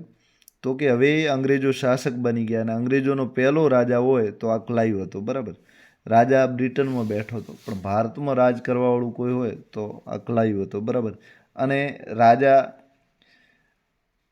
જે ઇંગ્લેન્ડમાં રાણી હતી એલિઝાબેથ, એના નામથી શાસન એ ભારતમાં ધીમે ધીમે ચાલતું હતું. એટલે કે પોતે રાજાનું નામ ન આપી શકે ભારતમાં રહીને, એટલે પોતે ગવર્નર તરીકે ઓળખાતા હતા. તો આ રીતે ક્લાઈવ જે હતો એ બંગાળનો ગવર્નર બન્યો, એટલે કે શાસક બન્યો. હવે આ બંગાળના જે ઓરિસ્સા અને બિહાર, આ ત્રણેય જે રાજ્યો હતા, જે ત્રણેય પ્રાંત હતા, એના પર હવે શાસન ક્લાઈવ કરતો હતો, બરાબર. તો આ ક્લાઈવ બંગાળના ગવર્નર તરીકે બન્યો, એ જે બંગાળનો પ્રથમ ગવર્નર હતો. ત્યારબાદ ઈસવીસન 1763માં અંગ્રેજોએ મીર જાફરને ફરીથી નવાબ બનાવ્યો. જો આ મેં તમને અગાઉ વાત કરી દીધી છે. પેલો સિરાજઉદ્દૌલા હતો, બીજા નંબરે મીર જાફર બન્યો, ત્રીજા નંબરે મીર કાસિમ, અને ફરીથી મીર જાફરને શાસક બનાવ્યો, બરાબર. પરંતુ નિજામુદ્દૌલાને નવાબ બનાવ્યો અને અંતે ઈસવીસન 1765 નવાબે પોતાની સેના ભંગ કરવાની સંધિ કરી અને આમ અંગ્રેજો બંગાળના વાસ્તવિક શાસક બન્યા, બરાબર. તો અંગ્રેજોએ મીર કાસિમને ફરીથી બનાવી દીધો અને મીર કાસિમે પછી ફરીથી ગાદી પરથી બીજી વખત ઉતારી દીધો કે તું નહીં. પછી નિજામુદ્દૌલાને બનાવ્યો અને નિજામુદ્દૌલાએ પણ એની એ માથાકૂટ, અંગ્રેજો લૂંટતા રહે અને નવાબ કોઈ કામ કરી ન શકે, એટલે પ્રજા ગજબની અકળાતી હતી અને પ્રજાને, રાજાને અંગ્રેજો એકે પર વિશ્વાસ નહોતો. છેવટે અંગ્રેજો ઈસવીસન 1765માં આ નવાબની સેના હતી એને ભંગ કરી દીધી અને હવે અંગ્રેજો સાચા શાસક બની ગયા, બરાબર. પહેલાં નવાબની સેના રાખતા હતા નામ માત્રની, એ સેનાને પણ એમણે ફેંદલું વાળી દીધું અને મૂકી દીધી કે ભાઈ હવે તમે સૈનિકો તરીકે નહીં ગણો, અમારું રાજ રહેશે બંગાળમાં. આ રીતે અંગ્રેજો બંગાળના વાસ્તવિક શાસક ઈસવીસન 1765માં બની ગયા. વાસ્તવિક એટલે સાચા શાસક, બરાબર. પહેલાં નામના હતા. હવે બંગાળમાં દ્વિમુખી વહીવટી તંત્ર. હવે તમારે ભારતમાં બ્રિટિશ સત્તાની પકડનો આવો કોઈ પ્રશ્ન પૂછાય કે અંગ્રેજોએ ભારતમાં કઈ રીતે વિજેતા થયા, કઈ રીતે ભારતમાં સત્તા મેળવી, તો કોઈ પણ પ્રશ્ન આવે તો પ્લાસી, બક્સરના બધા યુદ્ધો લખી દેજો. સાથે આ જે બધી સંધિઓ થઈ એ લખજો. પછી જ્યાં જે વિજય થયા એ બધું લખજો. પછી કરવેરાની જ્યાં છૂટો મેળવી એ લખજો. આ લખજો એટલે તમારે કોઈ પણ પરીક્ષામાં જે પ્રશ્ન આવશે એ થઈ જશે, બરાબર. એટલે કે મુખ્ય પરીક્ષાનો, એટલે કે મોટો પ્રશ્નનો જવાબ લખવો હોય તો તમારે નાની નાની હકીકતો યાદ રાખવી પડે છે, અને હકીકતો યાદ રાખશો એટલે તમારે મુખ્ય પરીક્ષાનો કોઈ પણ પ્રશ્ન હશે તો તમે લખી શકશો, બરાબર. તો મોટો પ્રશ્ન આવે તો આ રીતે લખજો. આજે ચર્ચા કરી એ જ લખવાની છે. હવે બંગાળ બાદ આપણે બંગાળમાં દ્વિમુખી વહીવટી તંત્ર, દ્વિ એટલે બે અને મુખી એટલે બે મુખ, મોઢાવાળી, તો બે મોઢાવાળું વહીવટી તંત્રની વાત આપણે કરવાની છે. તો બંગાળમાં દ્વિમુખી વહીવટી તંત્ર, બરાબર. તો બે મોઢા એટલા માટે કહે છે, તો એક રાજકીય સત્તા અને એક બીજી મહેસૂલ ઉઘરાવવાની, એટલે કે રાજકીય સત્તામાં સૈનિક શાસન, સૈનિકોથી શાસન કરવાનું, અને એક બીજું છે મહેસૂલ ઉઘરાવવાનું, બરાબર. તો મહેસૂલને બીજી દીવાની સત્તા કહે છે. તો આ બે જે સત્તાઓ હતી, એક દીવાની છે અને બીજી સૈનિક સત્તા છે, બરાબર. સૈનિકને રાજકીય સત્તા કહેવાય. આમાં એ જ વાત છે, હું તમને કહું છું હમણાં. આ રીતનું વહીવટતંત્ર બે અલગ અલગ ચાલતું હતું, બરાબર. દ્વિમુખી એટલે કે બે મોઢાથી સત્તા ચાલતી હતી. એક સૈનિકવાળું શાસન અલગ હતું અને મહેસૂલ ઉઘરાવવાવાળા શાસકો પણ અલગ અલગ હતા. તો બ્રિટિશ કંપની બંગાળમાં વાસ્તવિક શાસક 1765માં બની ચૂકી હતી અને આ 1765થી બંગાળમાં દ્વિમુખી શાસન પદ્ધતિ ચાલુ થાય છે. યાદ રાખજો, દ્વિમુખી શાસન પદ્ધતિ ક્યાં ચાલુ થઈ હતી? તો કે બંગાળમાં. ક્યારે થઈ હતી? તો કે 1765માં. કયા યુદ્ધથી થઈ હતી? તો કે બક્સરના યુદ્ધથી. બરાબર. તેના હાથમાં રાજકીય અને સૈનિક નિયંત્રણ આવી ચૂક્યું હતું. હવે આ જે બંગાળના બ્રિટિશ કંપની હતી એના હાથમાં રાજકીય અને સૈનિક નિયંત્રણ આવી ચૂક્યું હતું. બરાબર. તો રાજકીય નિયંત્રણમાં તમે જાણો છો કરવેરા ઉઘરાવવાનું નિયંત્રણ છે, પછી પ્રજા પર શાસન કરવાનું નિયંત્રણ છે, પછી પ્રજાને ન્યાય આપવાનું કામ છે, આ ન્યાય છે, પછી એમનું વહીવટ કરવાનું છે. તો આ બધા જ કામો રાજકીય નિયંત્રણમાં આવે છે. અને સૈનિક તો યુદ્ધ જ્યાં લડવાનું હોય ત્યાં સૈનિકોનું કામ આવે છે. લોકો પર કાબૂ રાખવાનો ત્યાં પણ સૈનિકોનું કામ આવે છે. તો રાજકીય અને સૈનિક નિયંત્રણ આવી ચૂક્યું હતું. હવે કંપની પર આધારિત હતો. હવે નવાબ જોડે કોઈ સત્તા નહોતી. એ કંપની જેટલા રૂપિયા પગાર આપે, કંપની જેમ કહે, એટલે કે બ્રિટિશ ઈસ્ટ ઇન્ડિયા કંપની જેમ કે એમ નવાબને કરવાનું હતું. હવે આ જે બ્રિટિશ ઈસ્ટ ઇન્ડિયા કંપની હતી એમણે દીવાની અધિકાર પ્રાપ્ત કરી મહેસૂલ ઉઘરાવવાનું શરૂ કર્યું. બરાબર. તો હવે કંપની જોડે બધું શાસન હતું. તો એમણે એક કામ પોતાના એક મોઢાથી, આમાં દ્વિમુખી છે ને, બે મોઢા, તો એમાંથી પોતાના દ્વિમુખી એટલે કે કંપનીએ એક બાજુ આ કંપની હતી, કંપનીએ દીવાની અધિકાર પ્રાપ્ત કરી મહેસૂલ ઉઘરાવવાનું શરૂ કર્યું. દીવાની એટલે કરવેરા ઉઘરાવના માટેનું જે અધિકાર હોય એને દીવાની અધિકાર કહેવાય. બરાબર. તો દીવાની અધિકાર એટલે કે મહેસૂલ ઉઘરાવવાનું શરૂ કર્યું. આ મહેસૂલ તમે જાણો છો, જમીનમાં જે ખેતી થતી હોય એના ઉપર જે ટેક્સ લાગે એને મહેસૂલ કહેવાય. બરાબર. તો કંપનીએ દીવાન અધિકાર પ્રાપ્ત કરી મહેસૂલ ઉઘરાવવાનું શરૂ કર્યું. એટલે કે અંગ્રેજોએ મહેસૂલ ઉઘરાવવાનું શરૂ કર્યું. કે આ જે મહેસૂલ ઉઘરાવવાનો અધિકાર હતો, જે દીવાની અધિકાર તરીકે ઓળખાય છે, એ હવે અંગ્રેજો પાસે હતો. બરાબર. આ ખાસ યાદ રાખજો કે કરવેરો બધો કોણ ઉઘરાવતું હતું? તો કે અંગ્રેજો. હવે તેણે ઉપસુબેદારની નિમણૂક કરવાનો અધિકાર મેળવી ન્યાય, પોલીસ બંને ઉપર નિયંત્રણ સ્થાપ્યું. હવે ઉપસુબેદાર, તો આ ઉપસુબેદાર છે એ પોલીસ અને ન્યાયનું કામ કરતો હતો. બરાબર. એટલે કે આ ઉપસુબેદાર હતો એ કોર્ટ કચેરી બંને, અને પોલીસ પણ હતો. બરાબર. તો આ પણ ઉપસુબેદાર અંગ્રેજોએ બનાવ્યો હતો. બરાબર. હવે ઉપસુબેદાર અંગ્રેજોનો હોય તો એ શાસન બંગાળમાં કરે છે, પણ બધું જ જેમ અંગ્રેજો કહે એમ કરતો હતો. બરાબર. એટલે કે ઉપસુબેદારની નિમણૂક કોણે કરી? તો કે અંગ્રેજોએ. તો હવે આ જે ઉપસુબેદાર હતો એની નિમણૂક થવાથી ન્યાય, તો કે ક્યાંય ઝઘડો થાય તો અંગ્રેજો ન્યાય આપે કે ભાઈ તમને આટલો દંડ કરવામાં આવે છે. પછી પોલીસ, ક્યાંય કોઈ વચ્ચે ઝઘડો થાય તો એમને પકડીને લાવવાનું કામ કોનું હતું? પોલીસનું. તો ન્યાય અને પોલીસ આ બંને ઉપર અંગ્રેજોનું નિયંત્રણ હતું. કઈ રીતે? તો કે ઉપસુબેદારથી. એક બીજું પોતાના જોડે એક મહેસૂલનું કામ હતું, બીજું આ છે ન્યાય અને પોલીસ ઉપર પણ ઉપસુબેદાર દ્વારા પોતાનું નિયંત્રણ હતું. હવે ઇતિહાસકારો બંગાળની આ વ્યવસ્થાને દ્વિમુખી વહીવટી તંત્ર તરીકે ઓળખાવે છે. તો બે મોઢાવાળી કેમ કહે છે? તો કે ન્યાય, પોલીસ, પછી ન્યાય કરવાવાળા અને પોલીસવાળા આ બધા જ ભારતના નવાબના હતા. કોના હતા? ભારતના નવાબના. અને એના ઉપર કાબુ કોનો હતો? અંગ્રેજોનો. બરાબર. તો એક બાજુ કરવેરો અંગ્રેજો ઉઘરાવતા હતા, આ એક મોઢું છે. અને બીજું મોઢું આ છે કે ઉપસુબેદાર પણ અંગ્રેજોનો હતો. પણ ઉપસુબેદાર અંગ્રેજોનો હતો, પણ બાકી લોકો બધા ભારતીય હતા. એટલે કે બે મોઢા થયા. એક ભારતનું મોઢું અને બીજું મોઢું કોનું થયું? અંગ્રેજોનું. બરાબર. તો આ દ્વિમુખી શાસન પદ્ધતિ અને બે મોઢાવાળી, બે મુખવાળી એટલા માટે કહે છે કે દ્વિમુખી શાસન પદ્ધતિમાં સાચો વહીવટ બધા અંગ્રેજો કરતા હતા, એટલે કે મહેસૂલ પોતે ઉઘરાવતા હતા. અને બીજો સાચો વહીવટ ન્યાય, પોલીસનો પણ અંગ્રેજોના નામે હતા, પણ એ પ્રજા ન્યાય અને પોલીસ જે બધું હતું એ બંગાળના નવાબનું હતું. બરાબર. તો આ રીતે દ્વિમુખી શાસન પદ્ધતિ હતી. હવે કારણ કે સત્તાનું નિયંત્રણ કંપની પાસે હતું, પરંતુ પ્રશાસનની જવાબદારી નવાબ પાસે હતી. સત્તા જે હતી બધી એ મહેસૂલ ઉઘરાવવાની સત્તા છે, પોલીસની છે, ન્યાયની છે. આ બધું જ સત્તાનું નિયંત્રણ કંપની પાસે હતું. પ્રશાસન એટલે શાસન કરવાનું. તો લોકોની નાની નાની ફરિયાદો સાંભળવાની. પછી લોકોનું કોઈ કામ ના થાય કે મારા ઘરે પાણી નથી આવતું, મને આ પાડોશી જમીન નથી આપતો, તો આ બધું વહીવટમાં આવે. તો આ વહીવટની જવાબદારી નવાબ પાસે હતી. હવે આ એક સત્તા અને શાસન. સત્તા અને શાસન જે અલગ અલગ જવાબદારીઓ હતી એટલા માટે એને દ્વિમુખી શાસન કહે છે, બરાબર. આ પણ તમે યાદ રાખશો. દ્વિમુખી કેમ કહે છે?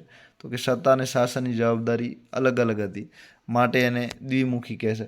તમારે પરીક્ષામાં એવું જ પૂછાશે કે દીવાની મહેસૂલ ઉઘરાવવાની એક સત્તા અંગ્રેજો પાસે હતી, પછી પોલીસ ને ન્યાય આ બંગાળના નવાબ પાસે હતી, બરાબર. આ શાસનમાં આવે તો આ રીતે એને દ્વિમુખી શાસન કહે છે. તો કે એક દીવાનીના લીધે અને બીજું શું અલગ હતું? પોલીસ ને ન્યાય, બરાબર. તો આના લીધે એને દ્વિમુખી શાસન કહે છે. હવે આ સત્તા અને પ્રશાસનની સત્તાની જવાબદારી અંગ્રેજો જોડે અને પ્રશાસન એટલે કે શાસન વહીવટ કરવાની જવાબદારી નવાબ પાસે હતી. બંગાળી પ્રજા માટે કઠિન પરિસ્થિતિ હતી, કારણ કે કંપની કે નવાબ કોઈ તેમનું હિત કરે તેમ ન હતું.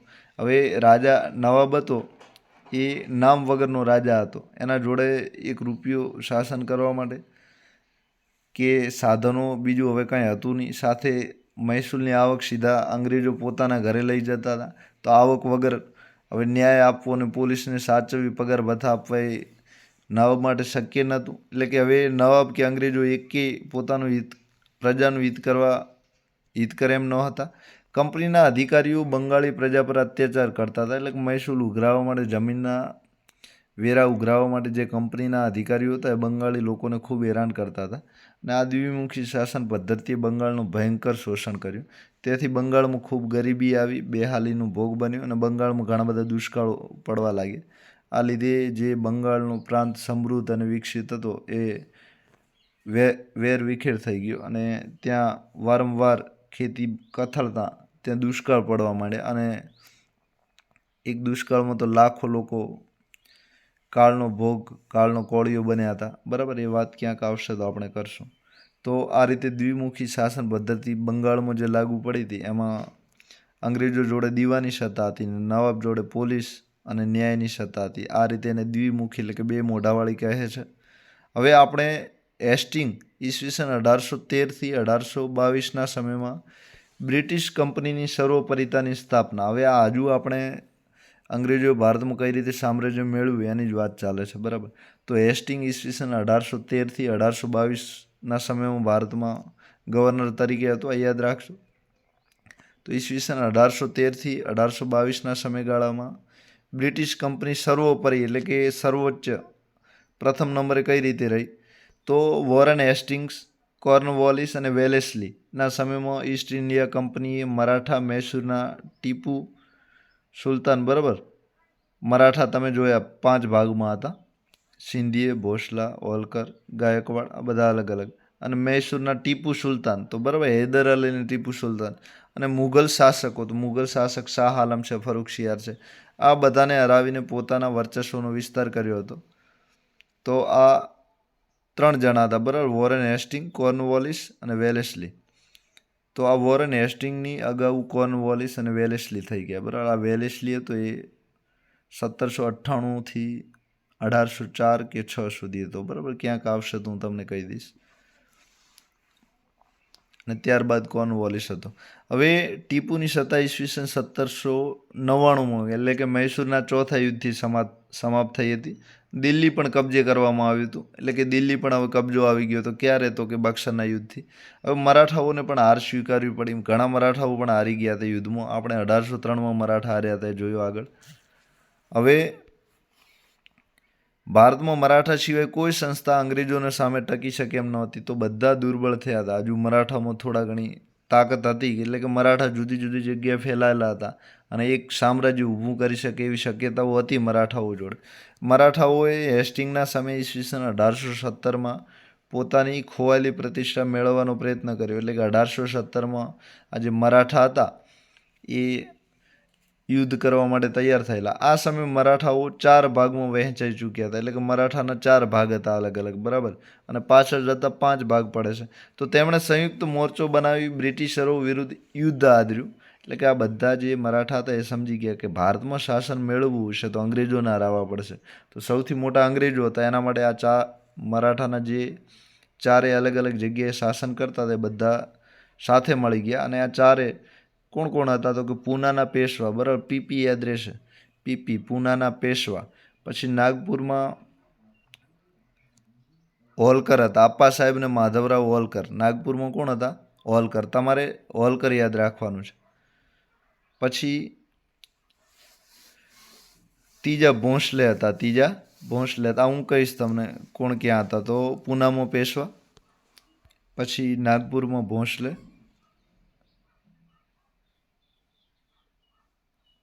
અને ત્રીજા હોલકર હતા. બરાબર. પેશવાને ગાદી પરથી ઉતારી કાનપુર પાસે આવેલા બિઠુરની જાગીરમાં મોકલી દીધા. આજે હેસ્ટિંગ હતો ગવર્નર જનરલ ઈસવીસન 1813 થી 1822 સુધી. એણે આજે મરાઠાઓની સંયુક્ત સેના એટલે કે સેના જોડે મળી હતી, સાથે મળીને યુદ્ધ કરવા આવી હતી. એ પેશવા, ભોંસલે અને હોલકર આ ત્રણેયની સેનાઓને હરાવી દીધા. અને પેશવા એ વખતે પૂનામાં ગાદી પર હતા. એમને ઉતારી દીધા અને કાનપુર પાસે એક બિઠુર કરીને જાગીર આવેલી છે, એ જાગીરમાં જતા રહ્યા કે જાઓ ત્યાં જઈને તમે હવા ખાઓ, છાનામાના બેઠા રહો. અને આ રીતે એમને પેન્શન એવું બધું ચાલુ રાખતા હતા. બરાબર. તો કાનપુર પાસે આવેલી બિઠુરની જાગીરમાં એમને મોકલી દીધા અને મુંબઈ પ્રેસિડેન્સીની રચના કરી. બરાબર. તો આ મુંબઈ પ્રેસિડેન્સી એટલે મોટો પ્રાંત. હવે એમાં પૂનાના બધા જે હારેલા પ્રાંત હતા મરાઠાઓને, એ બધા એમાં ભેળવી દીધા. અને આ રીતે અંગ્રેજોએ મુંબઈ પ્રેસિડેન્સીની રચના કરી. હવે હોલકર અને ભોંસલે પણ શરણાગતિ સ્વીકારી, સંધિ કરી. તો જે હોલકર અને ભોંસલે હતા એમણે પણ શરણાગતિ સ્વીકારીને સંધિ કરી લીધી. અને આ રીતે ઈસવીસન 1818 સુધીમાં પંજાબ અને સિંધ આ બે પ્રાંત હજુ નહોતા જીતાયા. બાકીના બધા પ્રાંત અંગ્રેજોએ પોતાના નિયંત્રણમાં કરી લીધા હતા અને અંગ્રેજો બધા પ્રાંત જીતી ચૂક્યા હતા. બરાબર. આપણે કોલકાતા જોયું હતું, પછી મદ્રાસ જોયું હતું, પછી મુંબઈની વાત જોઈ હતી, પછી દિલ્હીની વાત આવી હતી, બિહારના અવધની વાત આવી હતી, બંગાળની વાત આવી હતી, ઓરિસ્સાની આવી હતી. આ બધા જે મોટા મોટા પ્રાંત હતા એ ઈસવીસન 1818માં છેલ્લે મરાઠાઓને પણ જીતી લીધા. એટલે કે 1818 સુધીમાં અંગ્રેજોએ ભારતમાં મોટા ભાગના પ્રાંતો પર વિજય પ્રાપ્ત કરી લીધો હતો. જેટલી મુગલો જોડે સત્તા શાસન જેટલા વિસ્તારમાં નહોતું એટલું અંગ્રેજોએ કરી લીધું હતું. બરાબર. હવે અંગ્રેજી ઇતિહાસકાર પી. રોબર્ટ્સ અહીંથી જ ભારતના આધુનિક યુગનો પ્રારંભ થયો હોવાનું માને છે. બરાબર. તો ઈસવીસન 1818માંથી ભારતીય ઇતિહાસમાં આધુનિક યુગ ચાલુ થયો એવો એક અંગ્રેજ છે પી. રોબર્ટ્સ, એવું માને છે. બરાબર. આમ ભારતમાં આધુનિક યુગ જે છે એ અંગ્રેજો જ્યારથી શાસનની શરૂઆત કરી ત્યારથી મનાય છે. બરાબર. એટલે કે આપણે 1757 બાદ અને 1600 બાદનો જે અંગ્રેજો યુરોપિયન પ્રજા ભારતમાં આવી એ ભારતમાં આધુનિક યુગ મનાય છે. બરાબર. એના અગાઉનું મધ્યકાલીન અને એના અગાઉ પ્રાચીન કાળ. બરાબર. તો પી. રોબર્ટ્સ અહીંથી ભારતમાં આધુનિક યુગનો પ્રારંભ માને છે. ક્યાંય પૂછાય તો લખજો ક્યાંથી, તો કે ઈસવીસન 1858થી, એટલે કે મરાઠા અને અંગ્રેજો વચ્ચે જે યુદ્ધ થયું હતું ત્યાંથી. હવે સિંધ પર વિજય. અંગ્રેજોએ ભારત જીતવાનું પોતાનું કાર્ય ઈસવીસન 1818થી 1858 સુધીમાં સુપેરે કર્યું. બરાબર. તો 1757 પ્લાસીના યુદ્ધથી એમણે ભારત જીતવાનું કામ ચાલુ કરી દીધું હતું અને 1818માં મરાઠાઓને જીતી લીધા. તો મરાઠા હવે એમનું શાસન એકદમ નબળું પડી ગયું હતું અને 1858 સુધીમાં જે પંજાબ અને સિંધ બાકી હતા, આ સિંધ પાકિસ્તાનમાં આવેલું છે અત્યારે, અને એ વખતે એ ભારતમાં હતું. બરાબર. એટલે કે ભારત અને પાકિસ્તાન બે ભેગા હતા, કોઈ અલગ હતા નહીં. એટલે સિંધને પણ એમણે જીતી લીધું અને રશિયાના ભયના કારણે તેમણે સિંધને વિજય કરવાનું નક્કી કર્યું. તો રશિયા કરીને દેશ છે, વ્લાદિમીર પુતિન અત્યારે એના રાષ્ટ્રપતિ છે. તો આ રશિયા દેશ છે એ પણ યુરોપીય દેશ છે. બરાબર. યુરોપમાં આવેલો દેશ છે. એ પણ ખૂબ શક્તિશાળી દેશ છે. એ જો ભારતમાં વેપાર કરવા આવી જાય તો અંગ્રેજોને વિશ્વાસ હતો કે આપણે અહીંથી નીકળવું પડશે, એટલે કે આપણને રશિયા નક્કી હરાવશે. એટલે કે રશિયાના ડરના લીધે એમણે સિંધનો વિજય કરવાનું નક્કી કર્યું. આ જે સિંધ હતું એ પાકિસ્તાન અત્યારે છે એ બાજુ આવેલું છે, વાયવ્ય દિશામાં, ભારતની વાયવ્ય દિશામાં આવેલું છે. અને આ વાયવ્ય દિશાની ઉપર તમે અફઘાનિસ્તાન છે અને અફઘાનિસ્તાનની ઉપર તુર્કમેનિસ્તાન ને બધા દેશો આવેલા છે. તો ત્યાં રશિયા પણ બાજુમાં આવેલું છે. તો આ રશિયા ત્યાંથી અફઘાનિસ્તાન આવે, અફઘાનિસ્તાનથી પાકિસ્તાન આવે અને આ પાકિસ્તાનનું જે પ્રાંત છે સિંધ એ પાકિસ્તાનમાં આવેલો છે. એટલે કે આ સિંધ તરફથી રશિયાવાળા આવી શકે એમ છે એવું અંગ્રેજોને લાગતા એમણે સિંધ પર, હવે સિંધ આપણે જીતવું પડશે એટલે કે સિંધ પર વિજય કરવાનું અંગ્રેજોએ નક્કી કર્યું. અફઘાનિસ્તાન અને સિંધના રસ્તે રશિયા ભારતમાં પોતાનું વર્ચસ્વ ન વધારે તે માટે આમ કરવું અંગ્રેજો માટે અનિવાર્ય હતું. એટલે કે ફરજિયાત હતું. તો કે અફઘાનિસ્તાને સિંધના રસ્તે રશિયાવાળા ભારતમાં આવીને વર્ચસ્વ એટલે કે અધિકાર ન કરે એના માટે અંગ્રેજોને આ સિંધ પર વિજય મેળવવો પડ્યો. હવે સિંધ નદી વેપાર માટે ઘણી બધી ઉપયોગી હતી, બરાબર. તો સિંધમાં સિંધુ નદી તમે જાણો છો, ત્યાં 5 નદીઓ છે. વ્યાસ છે, સતલુજ છે, રાવી છે, આ ભૂગોળમાં આવશે, આપણે ભણાવશું. ઝેલમ છે. તો આ જે 5 નદીઓ છે એ વેપાર માટે ખૂબ મહત્વની હતી. હવે સિંધુ નદી વેપાર માટે ઘણી ઉપયોગી હતી. એક સંધિ ઈસવીસન 1832 દ્વારા સિંધના અમીરોએ સિંધના વેપારી માર્ગો બ્રિટિશરો પાસે ખોલી દીધા. તો અંગ્રેજો અને સિંધના જે અમીરો હતા એમના વચ્ચે એક સંધિ ઈસવીસન 1832માં થયેલી. તો સિંધના જે અમીરો હતા એટલે કે મોટા વેપારીઓ હતા એ બધાએ બ્રિટિશરો માટે વેપાર કરવાની છૂટ આપી દીધી. એટલે કે બ્રિટિશરોને છૂટ આપી કે તમે અહીં અમારા સિંધમાં આવીને વેપાર કરી શકો છો. તો આવું 1832માં થયેલું. ત્યારબાદ 1839માં એક બીજી સંધિ થઈ. સંધિ એટલે સમજણથી, બરાબર, બે નક્કી કર્યું કે છેવટે ચાર્લ્સ નેપિયરે સિંધ પર આક્રમણ કરી સિંધને બ્રિટિશ સામ્રાજ્યમાં ભેળવી દીધું, બરાબર. તો 1839માં એક બીજી પણ સંધિ થઈ હતી. અને આ સંધિના ઘણા બધા નિયમો એવા હતા કે ઈસવીસન 1843માં આ જે સિંધ હતું એ ભારતમાં આવી ગયું, બરાબર. ભારતમાં એટલે કે અંગ્રેજોની સત્તા હતી એ અંગ્રેજોએ આ સિંધને ઈસવીસન 1843માં જીતી લીધું, બરાબર. તો ચાર્લ્સ નેપિયરે સિંધ પર આક્રમણ કરી સિંધ પર યુદ્ધ કરી 1843માં બ્રિટિશ સામ્રાજ્યમાં સિંધને ભેળવી દીધું, બરાબર. તો હવે સિંધનું રજવાડું જે અલગ રાજ કરતું હતું એ પણ 1843થી અંગ્રેજો જોડે આવી ગયું, બરાબર. હવે ડેલહાઉસી અને ખાલસા નીતિ વિશે જોઈએ. તો હેસ્ટિંગ બાદ ડેલહાઉસી, બરાબર. તો ડેલહાઉસીની આ ખાલસા નીતિ તમારે ખાસ યાદ રાખવાની છે. ખાલસા એટલે રાજ્યને ખાલી કરવું, બરાબર. ખાસ યાદ રાખજો. ખાલસા એટલે રાજ્ય ખાલી કરવું. ત્યાં જે શાસકો શાસન કરતા એમને કાઢી મૂકવા ટૂંકમાં, બરાબર, એને ખાલસા કહેવાય. તો ડેલહાઉસીની ખાલસા નીતિ ખૂબ જાણીતી છે. તો ભારતના ગવર્નર જનરલ તરીકે આવેલા ઈસવીસન 1848માં ડેલહાઉસી ક્યારે આવ્યા હતા? તો કે 1848માં ડેલહાઉસી હતા ગવર્નર જનરલ તરીકે. સમગ્ર ભારત ઉપર અંગ્રેજી શાસન લાદવાનો એમણે પ્રયાસ કર્યો. ડેલહાઉસીનું તો એનાથી વધારે લાલચ હતી. પહેલાં થોડા પ્રાંતમાં ઈચ્છા હતી અને હવે સમગ્ર ભારત પર એની ઈચ્છા હતી. એટલા માટે તેણે કહ્યું કે ભારતના દેશી રાજ્યોને અંત બહુ ઓછા સમયમાં આવવાનો છે. એટલે કે ભારતના જે દેશી રજવાડાઓ છે, ઝાંસીના બધા બાકી રહ્યા છે, સતારા છે, આ બધાનો અંત બહુ ઓછા સમયમાં આવવાનો છે. એટલે કે નજીકના સમયમાં આ રજવાડાઓ બધા હારી જશે અને એને અંગ્રેજો હડપી લેશે, બરાબર. હવે સામ્રાજ્યવાદી ડેલહાઉસીએ ભારત જીતવા માટે એક વિચિત્ર સિદ્ધાંત ખાલસા નીતિ દ્વારા ભારતના રાજ્યો હડપવાનું શરૂ કર્યું. તો અંગ્રેજો, તમે અગાઉ જોયું છે કે ક્યાં યુદ્ધ કર્યા છે, ક્યાંક સંધિઓ કરી છે, ક્યાં ચાપલૂસી કરી છે. બધું કરતાં હવે આ એક નવી નીતિ હતી, એ ડેલહાઉસીની હતી. એનું નામ હતું ખાલસા નીતિ. તો ખાલસા નીતિથી ભારતના રાજ્યો હડપ કરવાનું શરૂ કર્યું. એટલે કે ભારતના રાજ્યોને હડપ એટલે કે પોતાના સામ્રાજ્યમાં પોતાનું શાસન હતું એમાં ભેળવવાનું ચાલુ કર્યું, ભેગા કરવાનું ચાલુ કર્યું. આ રીતે હડપ કરવાનું શરૂ કર્યું. હવે આ સિદ્ધાંત પ્રમાણે કોઈ પણ રાજ્યનો શાસક ઉત્તરાધિકારી વગર મૃત્યુ પામે તો તેનું રાજ્ય સીધું અંગ્રેજી સામ્રાજ્યમાં ભળી જતું. દાખલા તરીકે કોઈ રાજા હોય અને એ રાજા અને કોઈ સંતાન ના હોય, બરાબર. સંતાન ના હોય એટલે કે એનું પોતાનું છોકરો કે છોકરી રાજ કરવાવાળું ના હોય, ટૂંકમાં છોકરો ના હોય, પુત્ર ના હોય, તો એને ઉત્તરાધિકારી કોઈ નથી. અને આ રાજા જ્યારે મરી જાય એટલે કે સંતાન વગર મરી જાય અને કોઈ પુત્ર સંતાન ના હોય, નિસંતાન હોય, ત્યારે એ રાજ્યને સીધું અંગ્રેજી સામ્રાજ્યમાં ડેલહાઉસી ભેળવી દેતો હતો. એ એમ કહેતો કે હવે ત્યાં કોઈ ઉત્તરાધિકારી નથી, એ રાજાને કોઈ સંતાન નથી, એટલે કે ત્યાં કોઈ શાસન કરે એમ છે નહીં, તો એ રાજ્ય અંગ્રેજોનું છે, ભાઈ અંગ્રેજોને આપી દો. તો આ રીતે ડેલહાઉસી ખાલસા નીતિમાં અંગ્રેજ સામ્રાજ્યમાં એ રાજ્યને ભેળવી દેતો હતો. હવે આ સિદ્ધાંત પ્રમાણે એટલે કે ખાલસા નીતિ પ્રમાણે તેણે સતારા 1848, નાગપુર 1854 અને ઝાંસી પણ 1854માં બ્રિટિશ સામ્રાજ્યમાં ભેળવી દીધા, બરાબર. ઝાંસીમાં તમે રાણી લક્ષ્મીબાઈનું નામ સાંભળ્યું છે. તો આ રાણી લક્ષ્મીબાઈનું ઝાંસી પણ 1854માં ભેળવી દીધું. હવે બીજું એ કે આ સતારાનો પ્રશ્ન તમારા પરીક્ષામાં આવી શકે એમ છે કે સૌ પ્રથમ ડેલહાઉસીએ ખાલસા નીતિ પ્રમાણે કયું રાજ્ય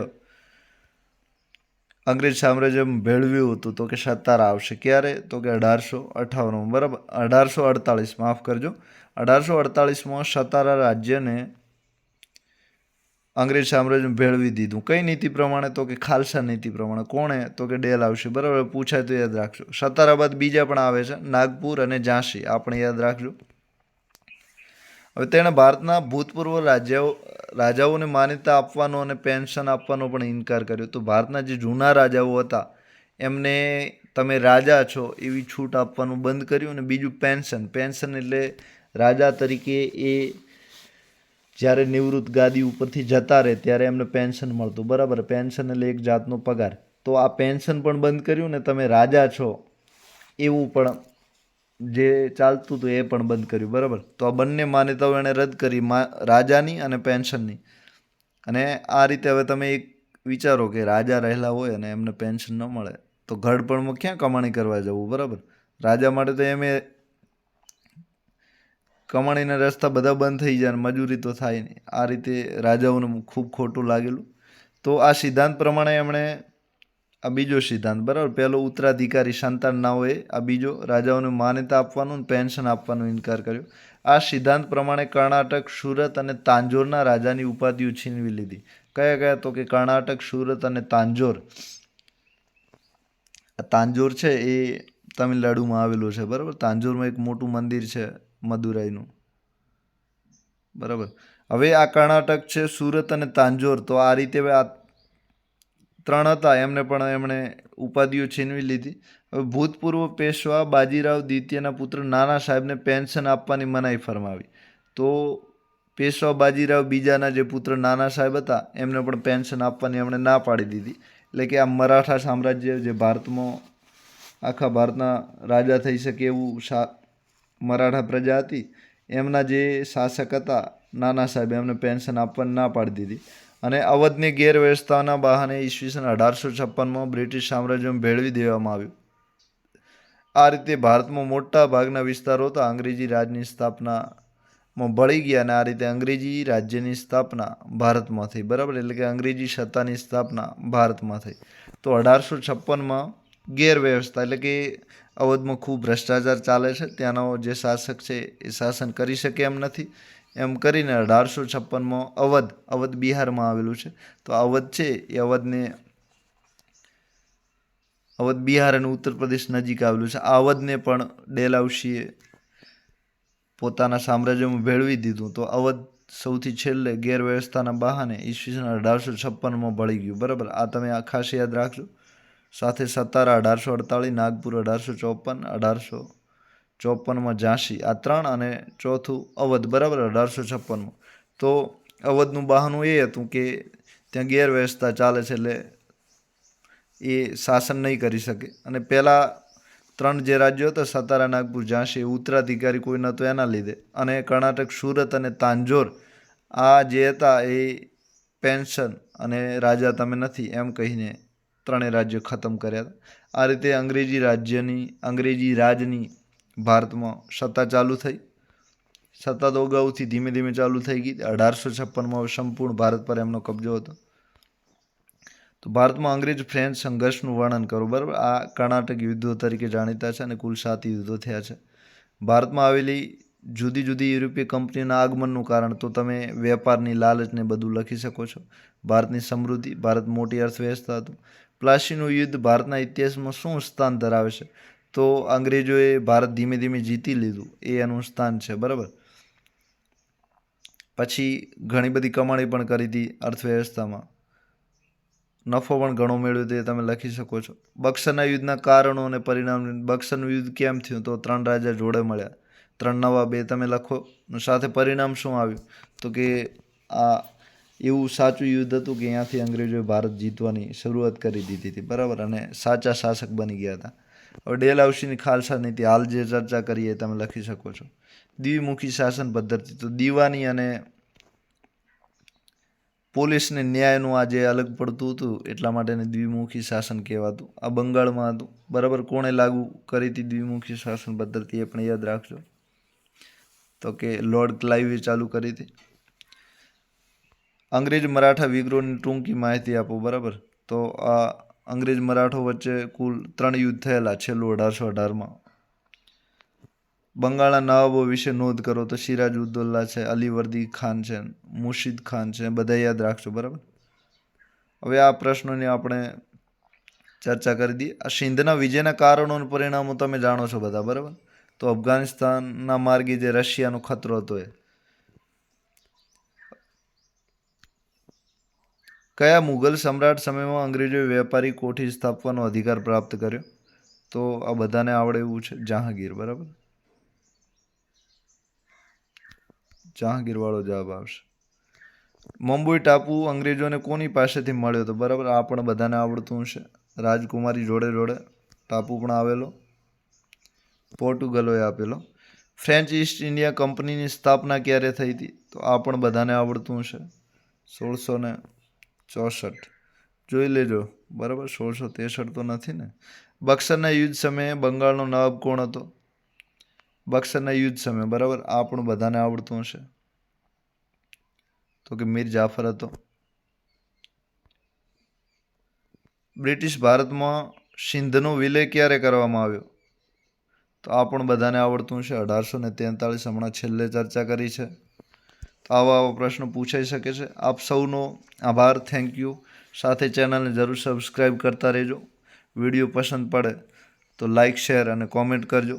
સાથે તમારા મિત્રો જોડે ભરપૂર શેર કરતા રહેજો, જેનાથી આ લાભ લઈ શકે. સાથે આ જીપીએસસીની મુખ્ય પરીક્ષા છે, ક્લાસ 1-2, STI છે, DYSO છે, ક્લાર્ક છે, ફોરેસ્ટમાં પણ પૂછાઈ શકે છે. સાથે પોલીસ કોન્સ્ટેબલમાં પણ ખૂબ મદદ મળશે. સાથે ધોરણ 12ના વિદ્યાર્થીઓ પણ આનો ખૂબ લાભ લઈ શકે છે. આમાં એવો એકેય પોઈન્ટ નથી કે જેની આપણે ચર્ચા ન કરી હોય. સાથે માટે તમારા બધા મિત્રોની ચેનલ શેર કરજો અને તમે પણ જરૂર સબસ્ક્રાઈબ કરજો અને બીજા જોડે કરાવજો. Thank you. આપ સૌનો આભાર. ફરી મળીશું.